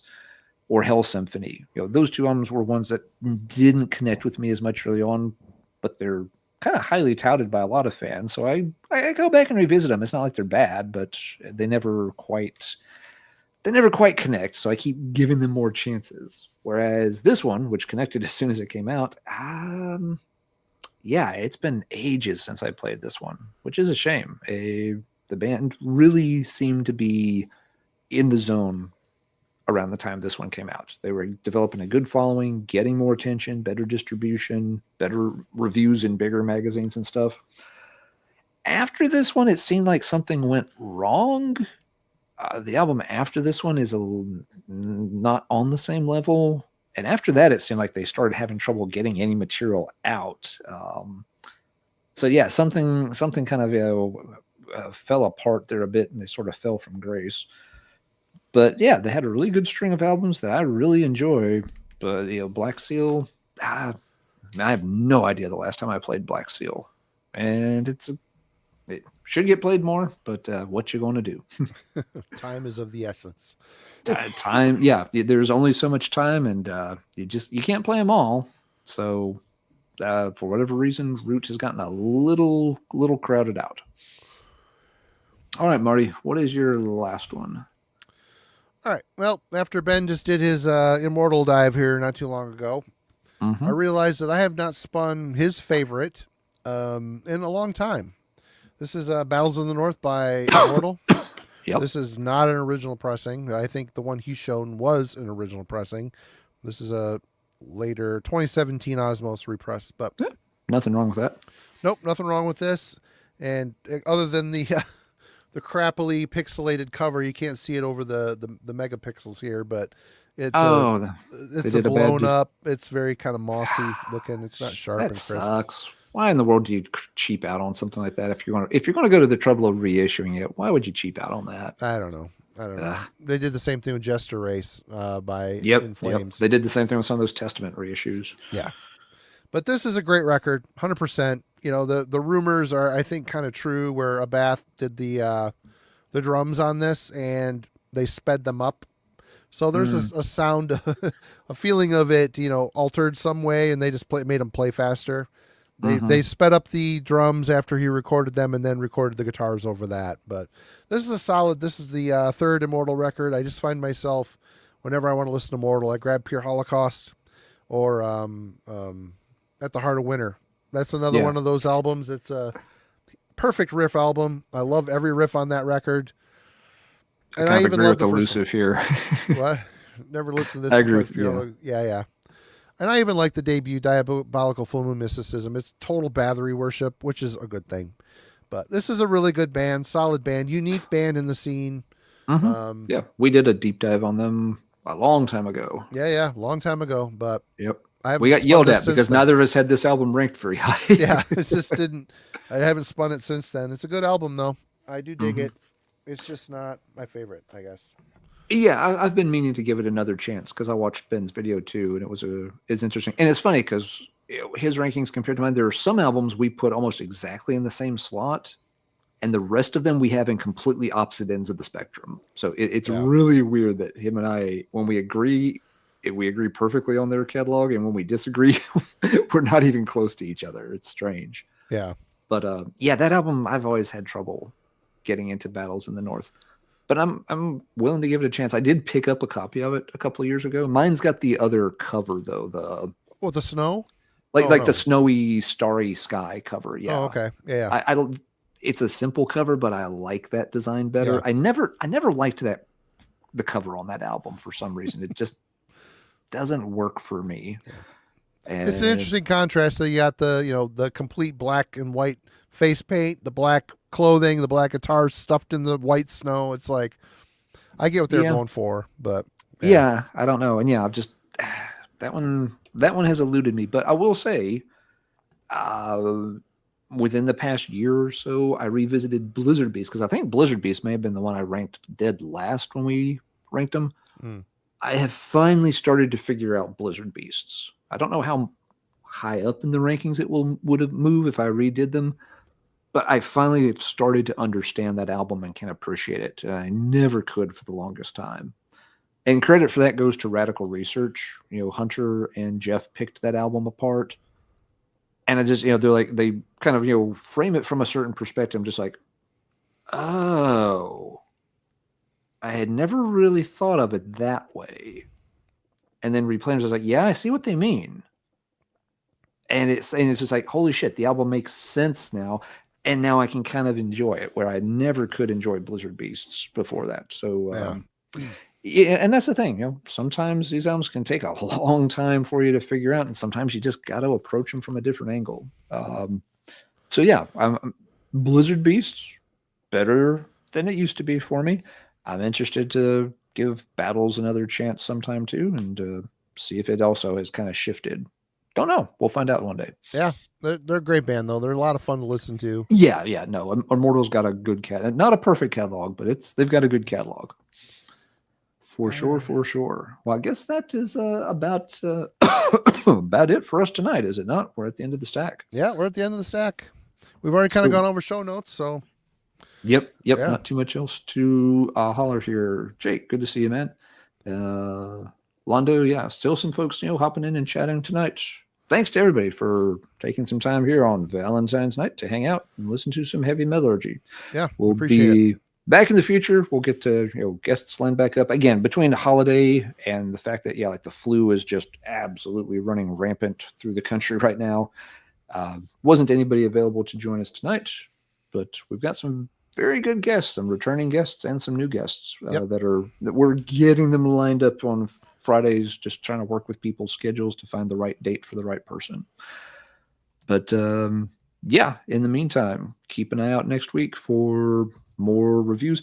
There's a lot of cool albums coming out towards the end of February and the beginning of March. So if you're not buying anything right now, save your pennies. Start checking those couch cushions for some change, because there's going to be some albums you'll probably want to pick up in the next 2 to 3 weeks, and we'll review as many of them as we can. Marty's been doing a killer job getting the reviews up early. They look great. Logan's joined the team for reviews, and he did a really nice review for his first one on Active Impalement. Kellen's got stuff in the pipeline. I've got stuff in the pipeline. Folks are trying to help you figure out, how best to spend your money, give you a chance to think of it ahead of time, hear some clips and some samples. So check out the reviews as they come out and see what kind of albums you may want to pick up in the near future. Right on. Well, everybody rule. We'll be here for you. We got more reviews coming next week, as Alan said. A lot of stuff going on. And the year is just starting off, and it's already promising to be another awesome year in metal. For sure. And this year's gotten off to a really hot start for good metal releases, I think. Yeah, I would agree. Yep, and we'll have the album club Wednesday too. Marty, do you know what album y'all are covering? Kellen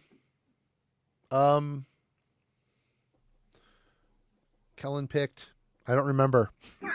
Sorry, didn't mean to put you on the spot. I don't recall. I don't remember. Master Control by Liege Lord. Oh, nice. Okay. Yeah, I completely forgot. Yep. All right. Some classic 80s metal from for Kellen's choice. Interesting choice. Good deal. So, yep, if you are interested in that, go check it out. They have a fun time on Wednesday night with the album club. We do. We have a good time. Always a good conversation for sure. But one day, Aaron, one day. Episode 200. Let's put this out there. What would you guys like to see happen? We haven't figured anything out yet. What should we do for a 200th episode? Yeah, that's a fair question. If folks have some ideas, we can leave this open for a couple of minutes. Feel free to throw something in the chat. It's 2 weeks from now, so it'll be February 28th. We don't have a guest confirmed for February 28th just yet. Nope. The night is still unbooked. Mike. No, the Rage album ranking is coming, but it's going to be the biggest one. I think, I'd have to listen to 2 Rage albums a day for 2 weeks just to get ready for that. Yeah, I think that Saxon was 25 albums and Rage is 27, something like that. It's around there. It's in the mid-20s. Yeah. There's a couple that are just like remixes or stuff, so there's a couple we can probably shave it down to 23 if we cut off a few of those that are unnecessary, but still. Yeah, it is coming, Mike. We'll get to that. We'll just take some time. This has been discussed too, Wade. Zoller wants to do that, and I don't know how we would get out of a with an episode of Zoller doing scorpions at under 6 hours. So we'll see. Yeah, that's one that I mean, really for almost anybody, you have to find a way to break that one up, and it's a weird catalog to break up because there's not a ton of the 70s stuff. You know, there's several albums, but that's a little short, maybe. And then you have the 80s albums, which are very different. And then you have like 3 decades of stuff that pretty much nobody wants to talk about. So yeah, we'll figure that one out though sometime. Scorpions is one that should be covered. We just got to find the right approach. Devin, this is a cool idea, but there's going to be a Halloween album this year, and I think we're going to spare everybody until that album hits because that's going to be probably talked about quite a bit on this channel, I would imagine, unless it completely sucks, which I don't anticipate that happening. But yeah, Bob, that's a good idea for a show sometime. Actually, Austin Lund from Panopticon would like to come back, and he would like to do favorite live albums. Have we done that before? Oh, we have not done that one before. He loves live albums, so that might be That'd fun be a one great to talk about. Yeah. Mm-hmm. Good deal. All right. Well, yeah, just keep giving us ideas. If you're in the Discord server, go. The Discord would be a good place to 200 post some episode ideas. Yeah, and Devin, that's a good idea too. But that we are saving that one for when Chris Black wants to do it. He has dibs on that, and we're not rushing him. He's working on a Bathory book, and so we've been kind of waiting. We've told him basically when he wants to, when the book is ready. Let us know. We'd be glad to help advertise it and let him come on the show, and we'll do a Bathory ranking at that time. Yep. But it's obviously, it's a tough subject to research and put together a book on. He's trying to do a really good job with it, but it's going to take a little time for that. But it'll happen. Right on. Yeah, for all you Zoller fans that missed the Blue Oyster Cult stream and you want 6 hours of Zoller singing, go check out that on the channel. It's in the archive. It's a great deep dive. It's a great deep dive. Very comprehensive for sure. Yeah, all of Zoller's stuff is. It takes a while. The Morbid Angel deep dive with him is fantastic. Side project episode's a good idea. That's a good one. Mm-hmm. Yep. That's a good idea, Christopher. Yep. All right. We'll see what we can come up with. But yeah, before that, we'll be here next week and have episode 199, and we'll have something good for that too. We've got some guests. We almost have someone nailed down for next Friday night. Just got to work out a couple of details. That's it. With that, I do want to say, I did put up a channel in the Discord about the Worms Lair. I'm going to go live on there one of these days. It might be tonight. So if you're up, hang out there. Me and Al need to do some chit-chatting behind the scenes here. We'll see how I feel when all's said and done. If you're in there and I'm in there, turn on your camera and let's say hello. So we'll see how that goes. I still have some White Claws left. So anyway, cheers everybody. You all rule. Thank you for another great one. Happy Valentine's Day. Go try to kiss your sweetie if you got one. Maybe she'll let you in there. Let you in the bed. Cheers everyone. Everybody have a good weekend. Until next time.